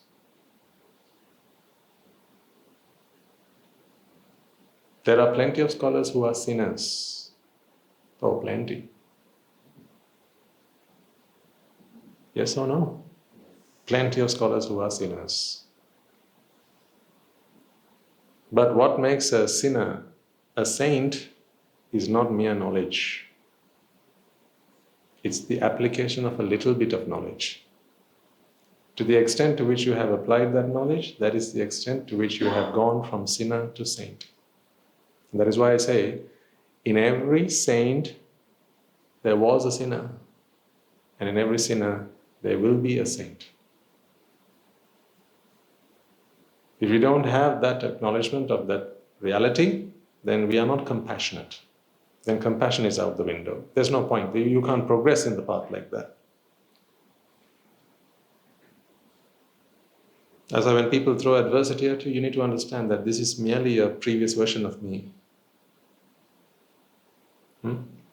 And very rightly so, in fact, even literally so, because what they're throwing at you is what you threw into the universe. This is vipaka. But today you give it a name. You call your vipaka Sam. Today you call your vipaka Nimala, Kamala, Renuka, Champa. You've given names to your vipaka.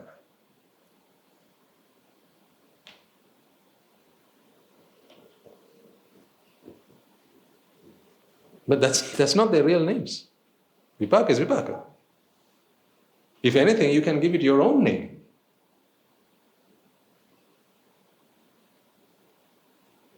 Remember, you're always stood in front of a mirror. Whatever you see is what's staring at the mirror.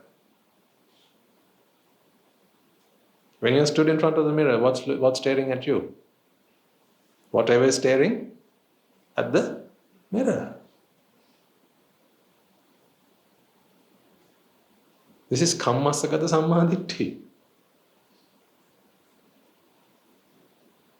To accept, you've got to start with acceptance.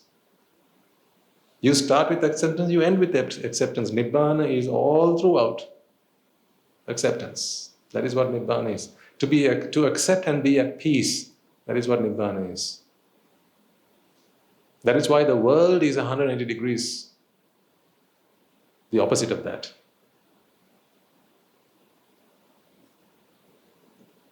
Because the world is this, accept and be patient. And they say patience is a virtue. Or, if you cannot accept, change.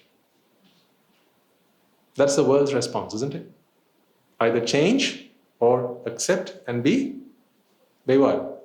Patient. That's the worldly response. 180 degrees on the other side, you have accept in peace. No change, no patience. Change is difficult, patience is difficult. Of course, change is difficult because you have to go make changes into the causes. Conditions have to be changed. Patience is equally difficult. Put your hand up if you're telling me that patience is not difficult at all. So I am just the biggest patient. Then you're a patient. I don't know about you, but ask me, patience is the toughest virtue on the planet.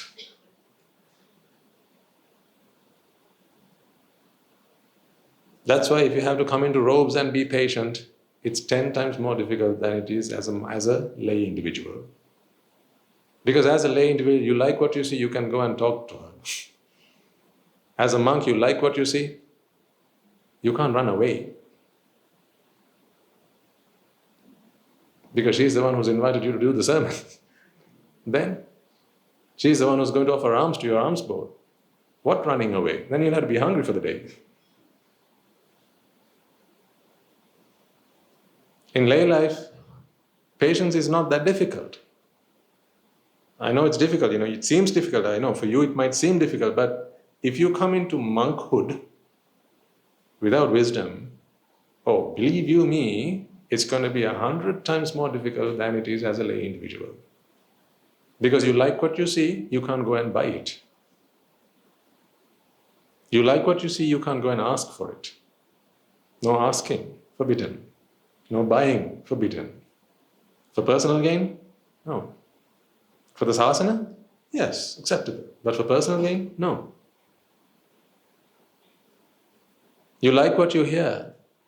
You can't go up close, sit down and listen to it. You like the taste of it. You can't ask for more. This is not Oliver Twist.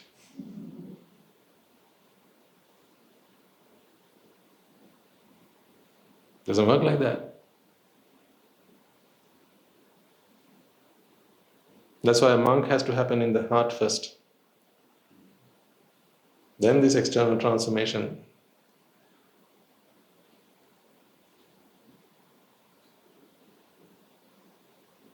Nibbāna is that it is done in acceptance, in peace, not acceptance with patience.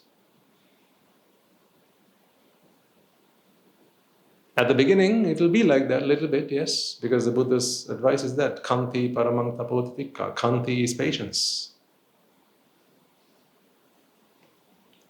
This is the very first code of discipline that the Buddha laid down before the 227 rules came about. The very first code of discipline he laid down, Khanti paramang tapotitikka. Khanti paramang, meaning have patience as your foremost virtue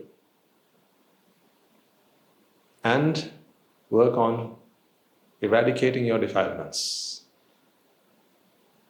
But be patient, because if you're not patient, then you will do something which you will regret, which will not conform to the code of conduct, which your devotees will not approve of, which the world will not approve of, which the deities will not approve of, which your teachers will not approve of, and finally your conscience will not approve of all things. But you can't always live there as a monk. That's like a prison cell for a monk. Honestly, what's worse than putting me in prison is that. What? If I had to be patient, in the face of all these sensual stimuli, otherwise I have to take myself into a cave somewhere and be there and isolate myself from, only the things that I'm prepared and I'm ready to see. That's okay to some extent, but I don't know what defilements lay dormant. But when I come out, then I get to see everything. By I mean the monk. The monk sees everything. The monk has to be okay with everything. The monk has to be okay with everything he sees, everything he hears, not be patient with everything he hears and sees.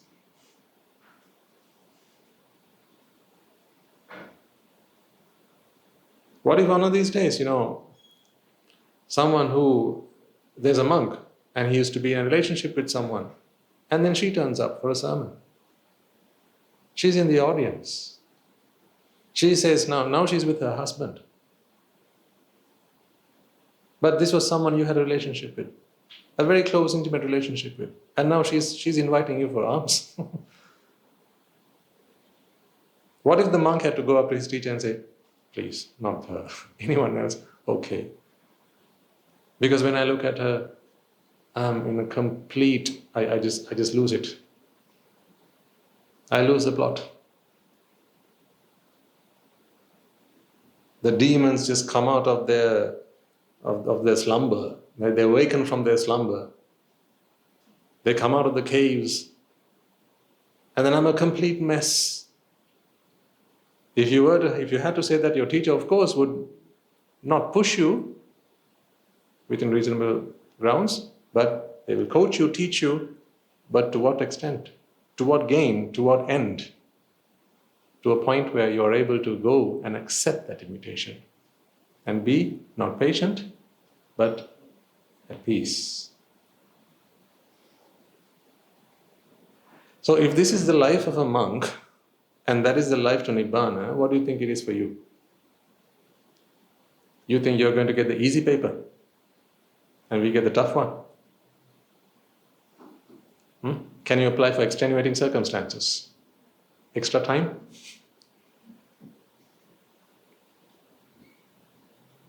You think you get an easy paper? Or you think you get the paper and also the marking sheet? You think you can copy from someone and write the answers down? Whereas we have to answer the question paper alone in isolation. You think they're going to put you in groups and say, this is a group work on the answers together, discuss your answers and finally submit one paper? Do you think that's what they're going to say? No, ladies and gentlemen, we came alone, we live alone, and we're going to leave alone.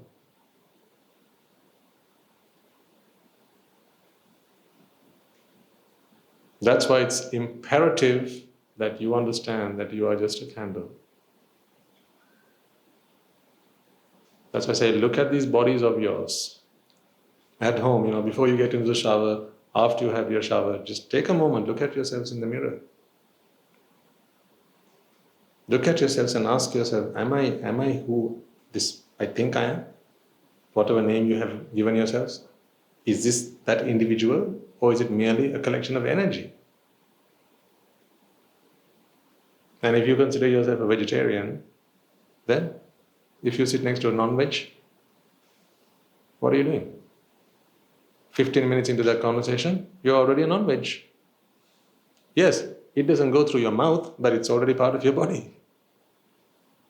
You're already exchanging energy, because all there is energy. That's the point I'm trying to make to you.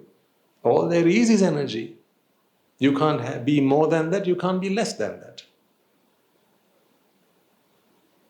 Because there are atoms on the outer linings of your body, and these atoms are constantly exchanging energy with the outside world. And I just proved to you that there's heat being released from your body.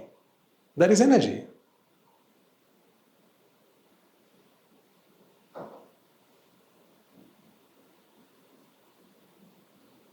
When you're cold and you sit by the heater, what do you think your body is doing? It's a cold day. I assume you're in Norelia. It's a cold day and you sit by the heater. What are you doing? You're absorbing heat.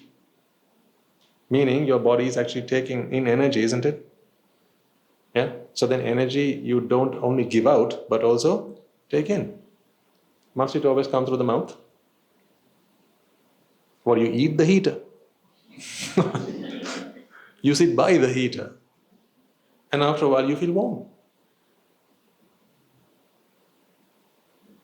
So that's energy transfers from one system to the other. But so what I'm saying is, if that energy came from the food that you ate, right, whether that's a mango or a steak, energy is energy. So this guy eats the steak, this guy eats the mango. 2 days later, they've both eaten both. That's what I mean by you can't isolate yourself from the universe, although you think you can. And when you think you can, you identify yourself as a unique individual, you give it a name, you give it an identity, you get yourself an identity card, and you say, this is I, this is me, and I am very unique and different to the rest of you. I'm separate to all of you. So respect my identity. Acknowledge my identity. Call me by my name and spell it right.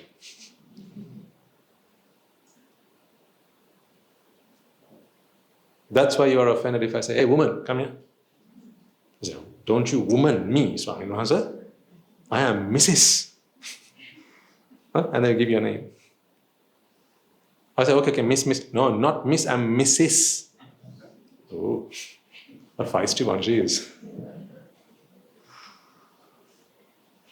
So when you say, I am Mrs., what are you saying? What are you saying? I am not just a woman, I'm a married woman. Right? I want you to acknowledge that. The same goes, so Siripala, come here. I'm Dr. Siripala. Oh, sorry, Dr. Siripala, come here. Siripala gets offended. Siripala gets offended because he thinks he's now Dr. Siripala.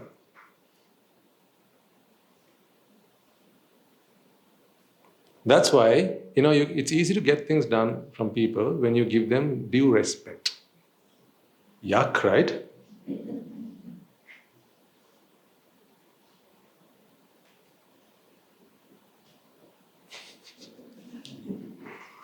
Oh, the world we live in.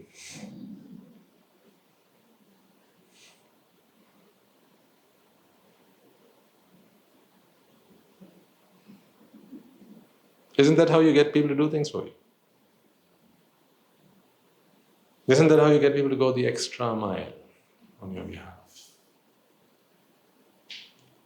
Isn't that how you say, I'll try and talk to him, I'll talk to him nicely. What does that mean? When you say you talk to him nicely, you talk to him in words that make him feel important. This happens to you as well.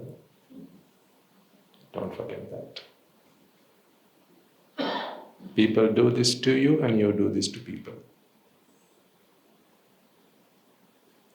When people want to get something out of you or get you to do something for them, they will walk up to you and then they'll flower you. They'll adorn you with all these lovely words, beautiful words, which make you feel important.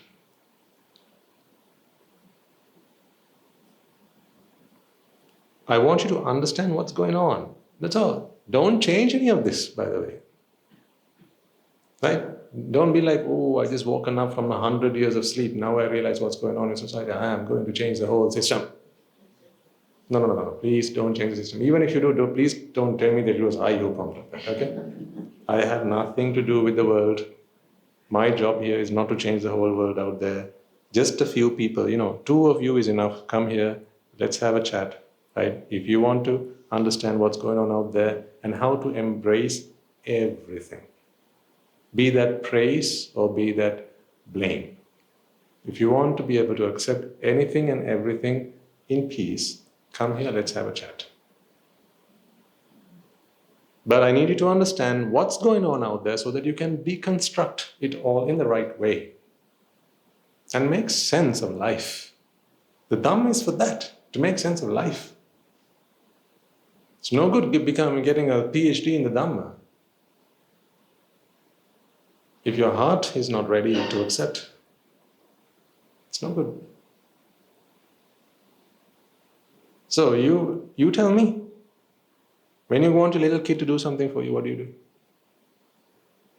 Puta, where is that extra alapili come from? I mean, it's just puta, right? Puta only has one alapilla. One papilla and one alapilla. One papilla under the payanna, one alapilla next to the tayanna. Right? It's just puta, that's it. Where did the puta, where did that come from? Tell me you don't do that when you want to tell him off for something, do you? Then you even lose the alapilla. Puta.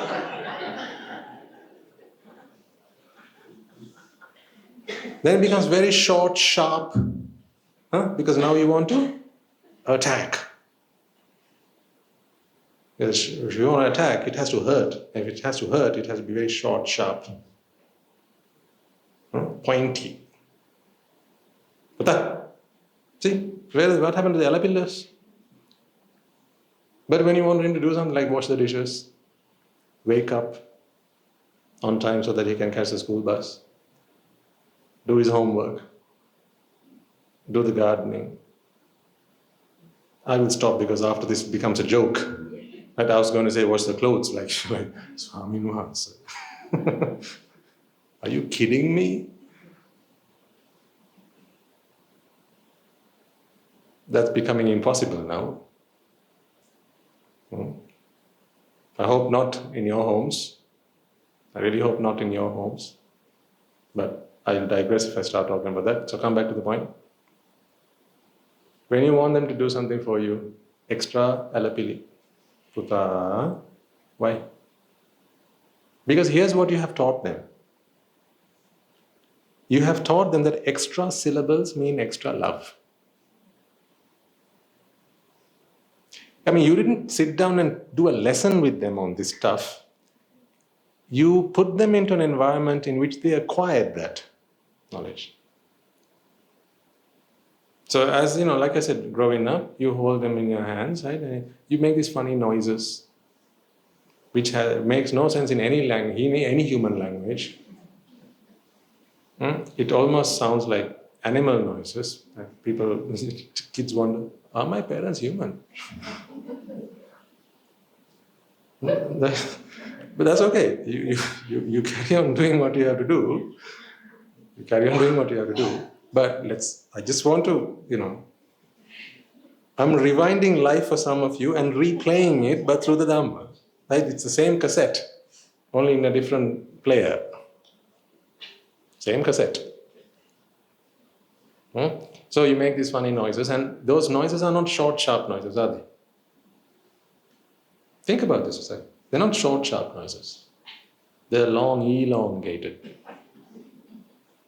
And they have more vowels in them than consonants. You don't say putak. Puta. See? Honda puta. See? You're my Honda putano. See, that's why we invented this word no. It's a very Sri Lankan invention, isn't it? You go to the UK and start saying no, people are like, why you just said yes, why are you saying no now?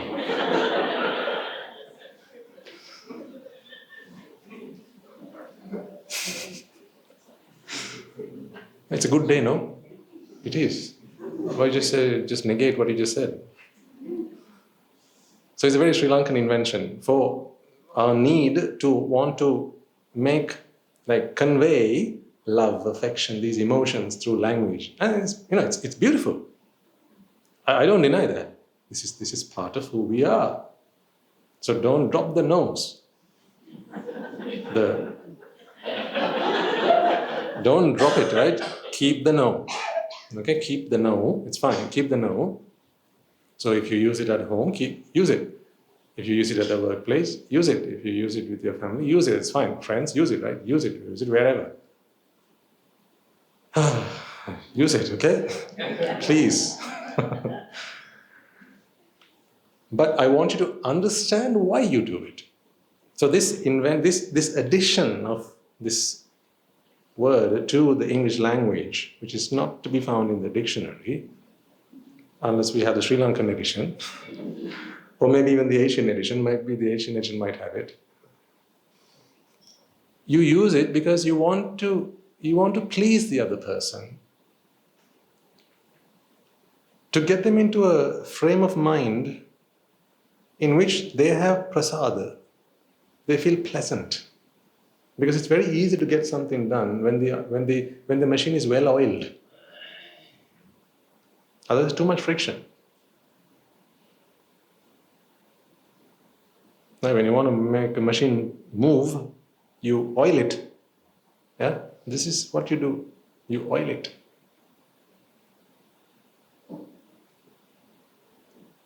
You do it with people, and people do it with you. You are my good Dhammino. You will find your son come and say this to you. You are my good Tatino. Tati. See, when your child says that, don't you know something's coming?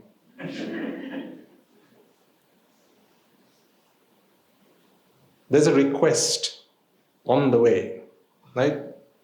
When that Tati becomes Tati, there's a request on the way. Yes, what is it? Because those are the words that they use to get you in the mood. Because it gives you a sense of affection. It makes you feel that they love you. It gives you a sense of recognition. It gives you a sense of identity. It nurtures that fatherliness within you. And you like that. That's why you had the child in the first place, because you enjoy being that father. So your child has worked out this art of manipulation. Where did he learn it from? You wonder. All these tricks, they learned it from the trade of parenthood. So they learned it from you, and now they're using it on you, giving you some of your own medicine. So you use it in the office. I know you do. Even in your emails, you will do it. If you want something done, you will include your emojis in your messages. You will include your emojis in the messages. If you want your boss to approve some leave for you, typically you will try and do something first that wins his favor. There's an extra smile on the day, an extra good morning, sir, how's things, sir? Right? You might invite him for a coffee or whatever. This is how we get people to do things for us. And the same thing they do to get things from you. You know how to rock their boat.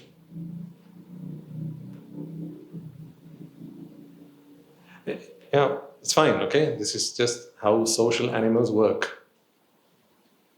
Right? But hopefully you don't want to always remain a social animal. I hope so. Otherwise, don't come. Don't come here. This is where we teach you how to stop being a social animal. Remain social. Stop being the animal. That's what I want to achieve. Remain social. Don't become unsocial. Don't do that. Even as a monk, I remain social. Often when people visit us at the monastery, or we have meetings, whatever, people ask me, Swaminatha, please don't call me sir. Please don't, Swaminatha, please don't call me madam. Call me by my name.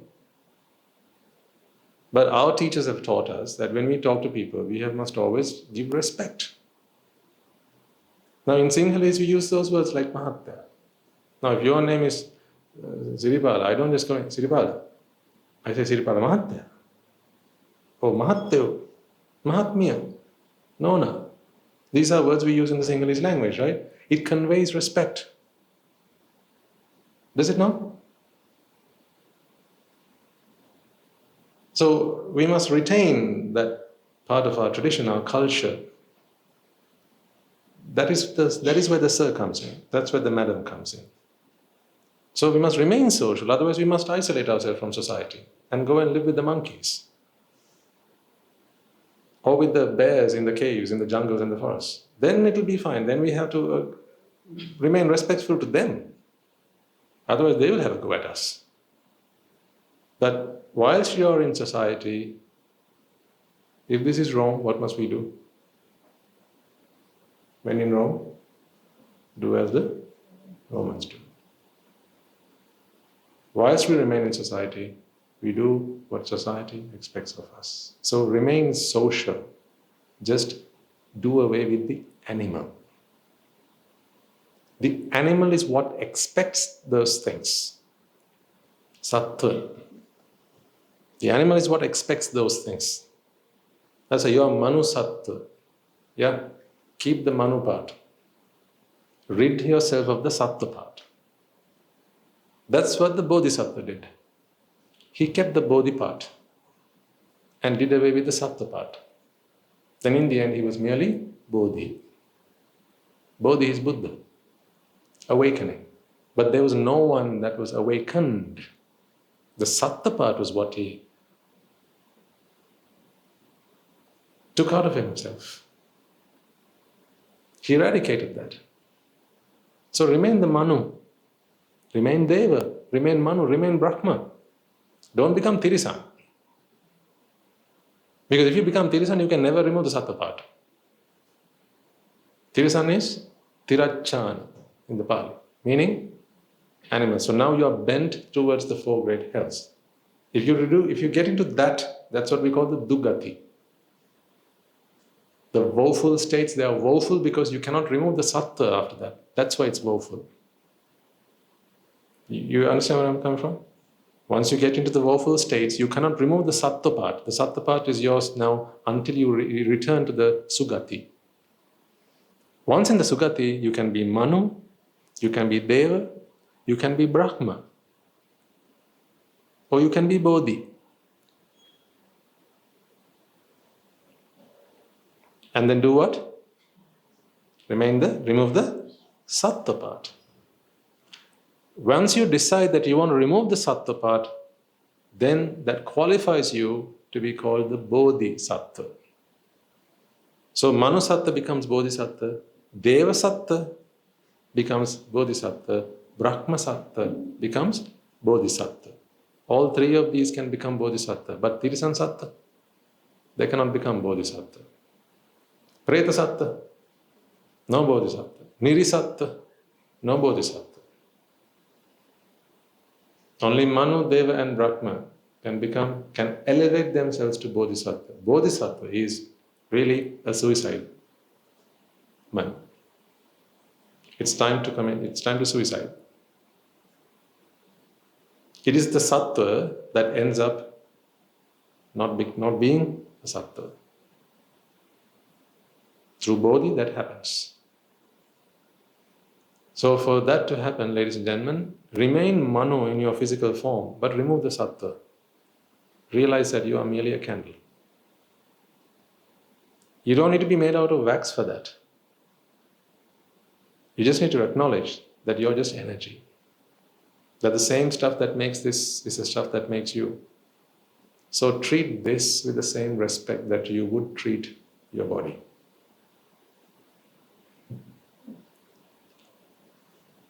Now that's a whole new conversation. I don't know where that came from, but there's so much I can talk to you about that right now, but it's 11:15. I have to start winding down.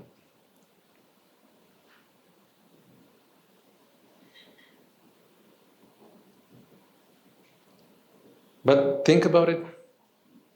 Can you treat this with the same respect that you treat that body?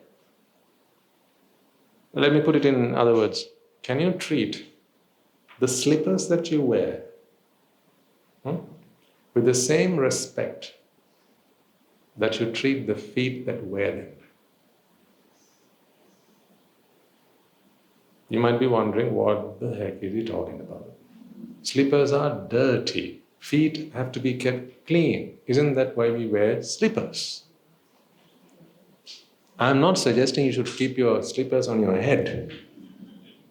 Not what I'm suggesting here. What I'm suggesting here is this. Respect does not mean carrying something on your head all the time.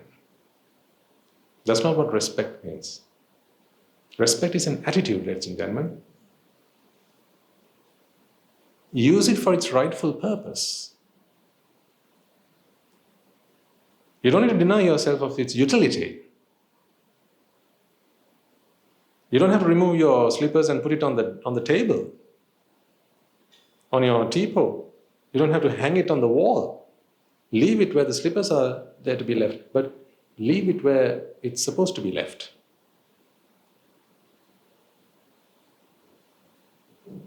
Do try and understand what I'm trying to get across to you. Because if you can understand where I'm coming from, you will not waste things.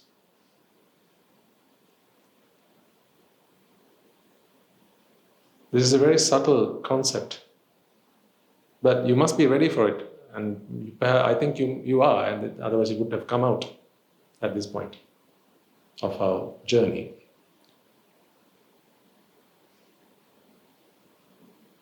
I want you to get to a point where you treat everything with respect, even the slippers that you wear on your feet. It's an attitude. It's not necessarily what you do or don't do with it, but treat it with respect. I'm not once again suggesting that you have to carry your slippers like this when you walk and go barefoot, but hold your slippers in your hands. No.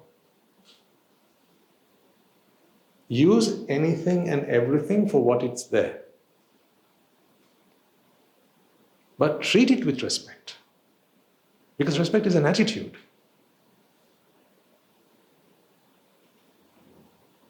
You remember at school, teachers would always tell you when you sit on a chair, not to rock it. Yes, thank you. Not to rock your chair. Because what happens if you rock the chair? Sometimes you fall and you break your neck, you're injured. That's only one side. See, most people don't do it because of that. I want you to be more than that.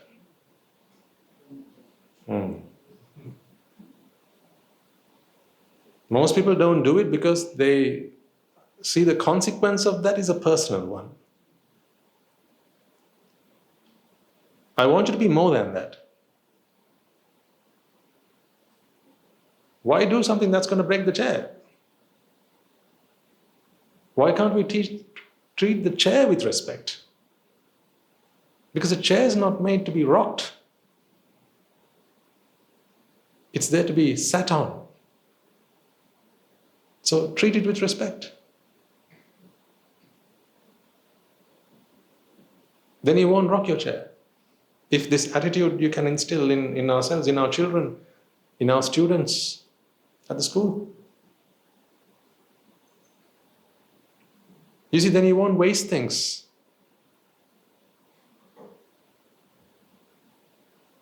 Should we not treat our food with respect? See, in our culture, we had these things. But later on, people became too smart for their own good. And they began to question these things without due respect. And they started asking these questions of the wrong people. People who had no understanding about what any of these things meant.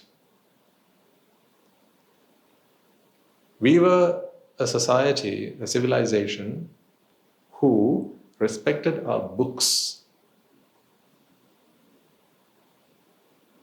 That did not require, although it was done, It did not require worshipping the book before you started reading it. It did not require that. I'm talking about respect. Respect doesn't always mean bringing your hands together and doing this. This is just a physical act. So am I to think that you only respect Swaminatha when you're like this? What are you doing now then? But we are a culture, we as in the Sihela culture, not the Sinhala culture. The Sihela culture, people who understood the value, the true value of things, and understood that we are all one. The same respect with which they had, or the same respect they had towards their own bodies, they had to the books. They treated them as books. Books that were there to be read, to be used, to be passed on. Once they're done with it. Not to be scribbled on, not for pages to be torn, not toys to be played with. That's why you may have seen in your generation, for most of you ladies and gentlemen growing up, you may have seen students in your class, your classmates, they took the book out of the bag, put it on the desk, and actually worshipped it before reading it. Occasions you might have seen where they drop a book, they'll pick it back up, and then worship it before they read it. So perhaps they picked up this Pute, Vandalaganna, from their grandmother. Perhaps they only understood that it meant Vandala, this is Vandala. Vandala is always this, the physical act. But that's only a demonstration of respect. Sometimes you can do the act but not have the attitude at all. But at least, this is the tail end, that's still okay, right? At least we have the tail end. But the head was not that. The other end, the head end, that end was to understand that a book is a book. We use it with due respect. That's what I mean. Due respect. We use this phrase, with all due respect. When you want to say something contrary to what has been said by someone, especially if they're a senior, someone in authority, you say with all due respect, right? And then you refute their argument or something. Why don't we start using our pens with due respect? That does not require authority. That does not require hierarchy. It's a pen. But it's a pen that deserves due respect. So once you're done with it, put the cap on and leave it the right side up so that it can continue to be useful.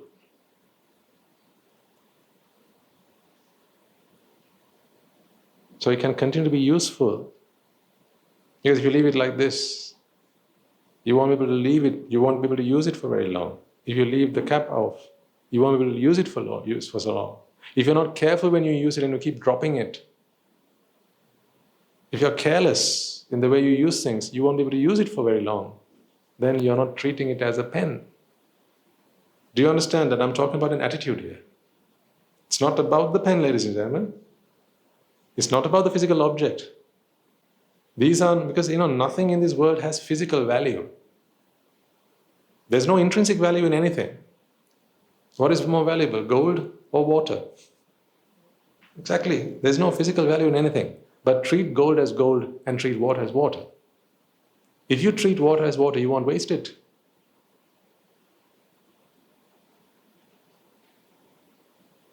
But that does not mean don't use it. Use it. Use it to drink. Use it to cook your food with. Use it to wash. Wash your bottom with it. No problem. If you want to wash your bottom after you've done your thing, do it. Use it. Use water. That's not disrespecting water. But if you waste water, that's disrespecting it. Due respect. Very important. In whatever capacity you have, I encourage our listeners, bring these values back to this great nation of ours. Start at home. Start making personal, individual changes first. If you see a paperclip on the floor, that's not treating it with due respect. Because paperclips are not made to be left on the floor. Pick it up. Put it where it's supposed to be. That may be in a stationery cupboard. It may be in a pencil case. It may be somewhere where it can be of use. Don't you agree with me? Put it somewhere where it could be of use to someone. Because when something's of use to someone, that is when it has value, isn't it? Something that cannot be used has what value? Has what value? No value. Then something that is of value is something that is respected. Who do you respect? Things that don't have value, people that don't have any value to you, or people and things that have value to you? Who do you respect? In a conventional way, mundane way, people and things that have value to you and they are of some worth to you. Right? So if you find a paperclip on the floor, if you leave it there, it's just going to rot. Go to waste. But if you can pick it up, put it where someone can use it. See, now it is put in a position where it is of value to someone. It can be of some worth to someone. It can be put to use by someone. Therefore, you are treating with due respect. So, when you remove your slippers, don't just throw it somewhere. One slipper here, the other slipper somewhere else. You see this, like, sometimes you see this. Even at home, it's not just when you come to a place, the monastery, the temple or whatever. Even at home, you don't need a slipper, a shoe stand or a shoe rack for this. If you can't afford a shoe rack, don't. It's fine. You don't need a shoe rack for this. You can leave it by the door, if that's where you keep your slippers, but keep it neatly. Treat it with due respect, because it has served some purpose. Hasn't it? It served some purpose. I tell you what, usually people will treat a tissue paper with due respect until it is used. I am talking about an attitude where even as you throw it in the bin, you do it with due respect.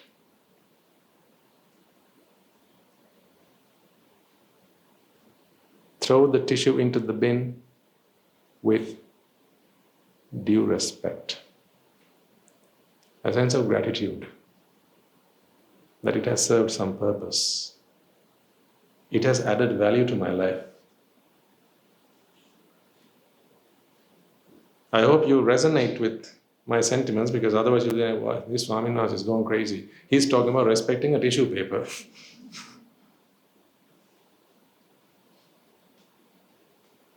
And honestly, if you cannot resonate with what I'm sharing with you, you'll seriously think that I've gone crazy.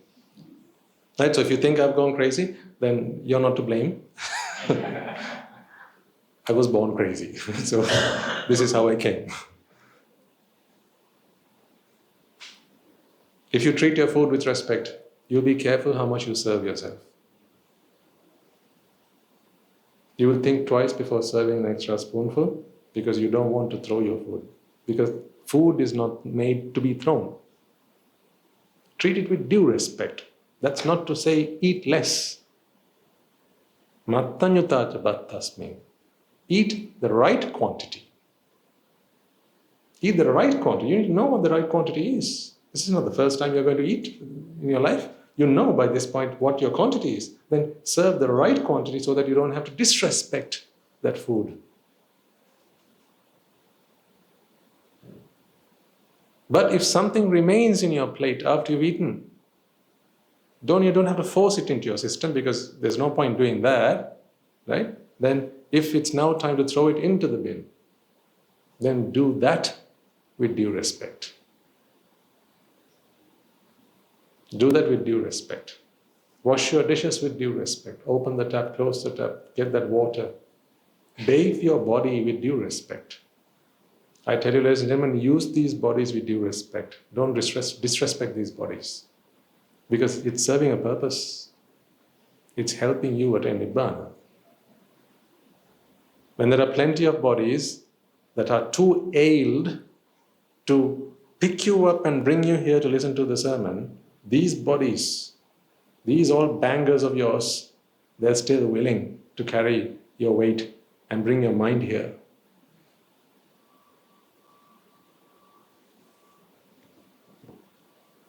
Treat it with due respect. Don't abuse it. Use it. Not use it. Use it. But with due respect. Now, is there anything in this room that does not deserve due respect? When we leave the room, must we not turn on the lights? Turn off the fans? Why? Is it because it's going to cost someone extra to pay for it? Is that why? Is that why? No. Because, when people think of it in those terms, they will do it if it comes out of their pocket. That's how selfish people are. If it comes out of my pocket, I'll switch it off. If it doesn't come out of my pocket, who cares? It's not my problem, it's their problem. That's what happens when selfishness is what you are. Don't become a child of selfishness. Be an angel of selflessness. So as you leave this room, if you're the last one to leave, see whether the lights are on. Turn it off with due respect. If as you walk into a place and the carpet is not straight, straighten it. It may not be that you have used the carpet, but it's there. If you used a rug, and because you used the rug now, it's not proper, right? Put it back in its right place. Use it with due respect. Use the roads, the streets with due respect. Use the street lamps with due respect. Use the furniture at your home with due respect. Use your car with due respect. You think it's your car, it's not your car. You think it's your car. Use it with due respect. I'll tell you what this using with due respect will do for you. It will foster a wonderful and beautiful attitude within you. An attitude of gratitude.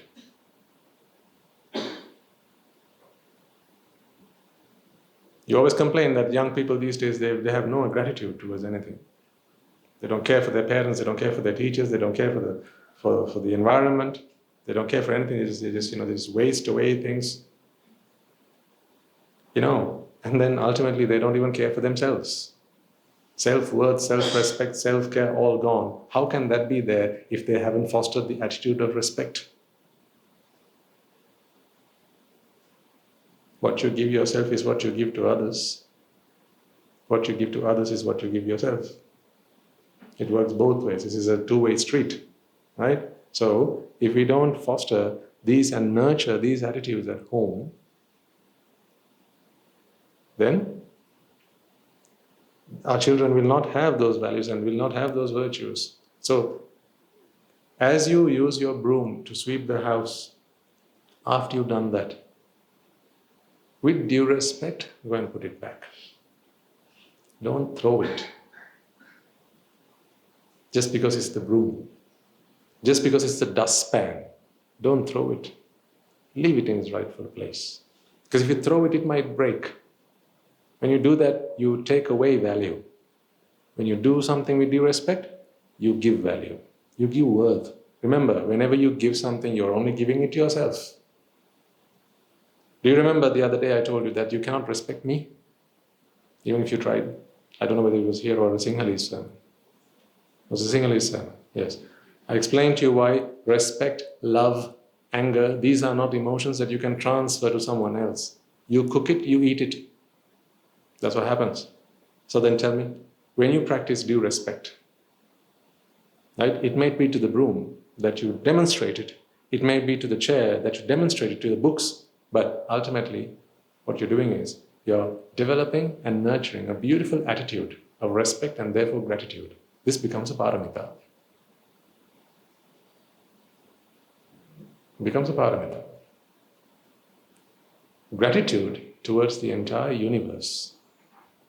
When you are thankful to the universe will thank you in return.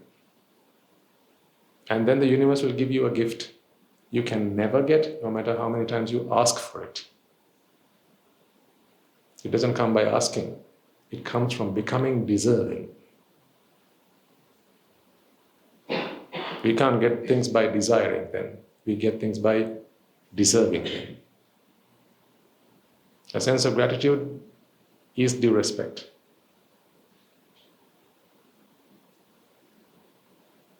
So have a think about how you can practice that. This is practical Nibbāna. Don't ask me which sutta this is appearing. Is it in the Karanimetta Sutta, the Anatta Lakkana Sutta, or the Ratana Sutta? No. It's in all of the suttas. That's why you can't find it in one of them. That's like asking, where's the Buddha? In which sutta is the Buddha? In which sutta is the Buddha? The Buddha is in all of them. Then where is Nibbāna? It's in all of them. Where's due respect? It's in all of them. Once you've spent your day, these 24 hours that you have got, yeah? Do a merit transfer and finish it with due respect. Like a good friend you bid farewell to. I don't know where this is coming from, but it's coming from somewhere good. You must be good. That's what you have to do at the end of the day. As you would bid farewell to a good friend who's been by your side, who's helped you, go from success to success. Be there in the tough times, be there in the difficult times. The day never abandoned you, did it? It was always there with you. Even when everyone else did, the day was there with you. So end the day with due respect.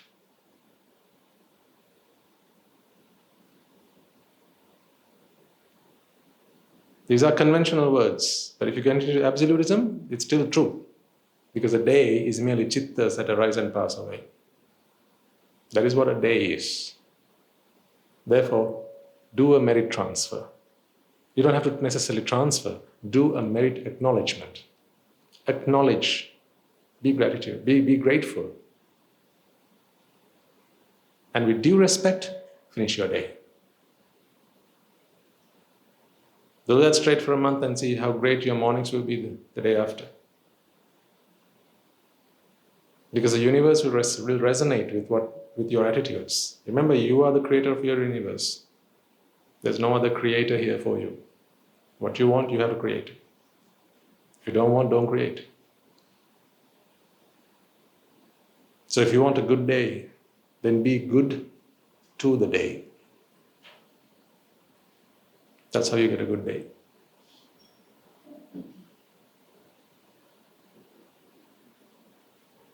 Simple words, but very profound. So why don't people have good days? I'm having a bad day today.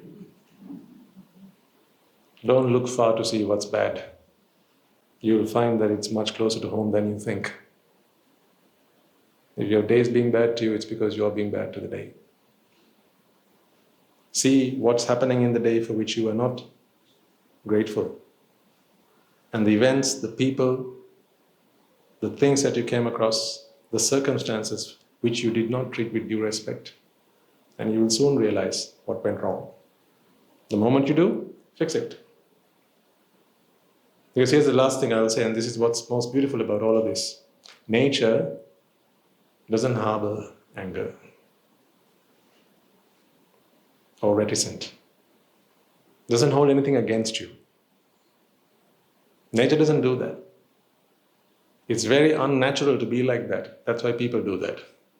They harbor ill will, anger, resentment. Nature's not like that. The moment you decide to change, nature responds favorably. The moment you decide, from here on I will live my days with due respect. It might be that for the last 50 years you've lived with no due respect, with no regard, with ingratitude, But from here on, if you choose to live your days with respect, with due respect, ladies and gentlemen, at that moment, from that moment on, nature will start to treat you with due respect. It's the mirror. How soon after you make a change do you see that change happen in the mirror? Instantly, right? Like that. Trust me. Trust my word for now. Do it and you will realize. Shall we leave it there? Let us all take a moment then to transfer the merits that we have all acquired today by making offerings to the infinite virtues of the Noble Triple Gem, by inviting the Swami Master to deliver the sermon, as well as creating a conducive environment for all to come along and practice the path. First and foremost, let us transfer these merits that we have acquired to the bhikkhus and bhikkhunis, upasakas and upasikas throughout the world who have since time immemorial protected and preserved the sublime teachings of the Buddha and passed it down to generations of the noble lineage in the form of Tripitaka, which is thankfully available to us today to study, understand and comprehend the Dhamma. Let us transfer these merits to the monks and nuns throughout the world who strive in their practice to attain Nibbāna, as well as the Mahanayakas, Yanunayakas of all the chapters who have dedicated their lives to protect and preserve the Sambuddha-sasana. Let us also transfer this message to the monks and nuns residing in your local temples and nunneries who have always been by your side through thick and thin, come rain or shine. Let us also transfer this message to my teacher, Guru Swami Nuhanse, as well as all the monks resident at the monastery and the anagarikas and anagarikas attached to the monastery. Let us take a moment to transfer these merits to our devotees who, for the sake of merits to have them attain the supreme bliss of Nibbāna, continue to sustain the Mahasangha. This includes all of you who provide the Mahasangha with shelter, alms, robes and medicines, as well as pass on your know-how and continue to extend their well-wishes. May they all rejoice in these merits. By the power of these merits, may they be healed of any physical and mental ailments and overcoming obstacles to their spiritual progress. May they abstain from the unmeritorious deeds, fulfill the meritorious deeds, fulfill the noble eightfold path, and may they all attain the supreme bliss of Nibbāna. Sadhu, sadhu, sadhu. Let us also take a moment to transfer this message to our mothers and fathers, brothers and sisters, sons and daughters, grandparents, uncles, aunts, cousins, nephews and nieces, our friends, our acquaintances, our employers, our employees, as well as anyone and everyone who helped us, supported us and assisted us in any way, shape or form, with immense gratitude towards all that they have done for us. Let us transfer these merits to all of them. May by the power of these merits they be healed of any physical and mental ailments and overcoming obstacles to their spiritual progress. May they abstain from the unmeritorious deeds, fulfill the meritorious deeds, fulfill the noble eightfold path, and may they all attain the supreme bliss of Nibbāna. Sadhu, sadhu, sadhu. Let us also transfer these merits to the deities in the heavenly abodes, the Sakadeva, as well as all the other deities who have made a commitment to protect and preserve the Sambuddha-sasana. Let us transfer these merits to our guardian deities who keep a watchful eye over us and keep us out of harm's way. May they prosper in divine power and wisdom. May they abstain from the unmeritorious deeds, fulfill the meritorious deeds, fulfill the noble eightfold path, and may they all attain the supreme bliss of Nibbāna. Sadhu, sadhu, sadhu. Let us also transfer these merits to those who passed away in our names, our forefathers, our ancestors, reminding ourselves that it is in their blood, sweat and tears today we are able to enjoy the comforts of life as we do. Let us transfer this message to members of the armed forces as well as the police force who sacrificed their lives to protect the peace and harmony of our nation, as well as those who lost their lives in the force, be their friend or foe. Let us transfer this message to those who lost their lives in natural calamities and disasters such as the tsunamis and earthquakes, landslides, fires, floods, pandemics, and so on, reminding ourselves that in this infinitely long journey of samsara, they will all have been friends of ours, parents of ours, siblings of ours, and so on, and therefore with an abundance of compassion and loving kindness towards all of them, let us transfer these merits to all, and by the power of these merits, if any of them have been born in the woeful planes, they redeem themselves to be born in the blissful plane. May, by the power of these merits, they abstain from the unmeritorious deeds, fulfill the meritorious deeds, fulfill the noble eightfold path, and attain the supreme bliss of Nibbāna. Sadhu, sadhu, sadhu. And finally, may by the power and blessings of all the merits we have acquired throughout the day, we be able to witness the advent of many hundreds of thousands of arahants on this blessed land. And finally, may you and everyone who's helped make this program a success become a Rahatan Nuhanse or an Arahat Therani Nuhanse in this very life itself and in the era of the Sri Sambuddha Sasana itself. Sadhu, sadhu, sadhu. May the blessings of the Noble Triple Gem be with you all. And the Mahasangha will now transfer the blessings to you. Raga kinnan nidatva Dvesha ginnan nidatva Moha ginnan nidatva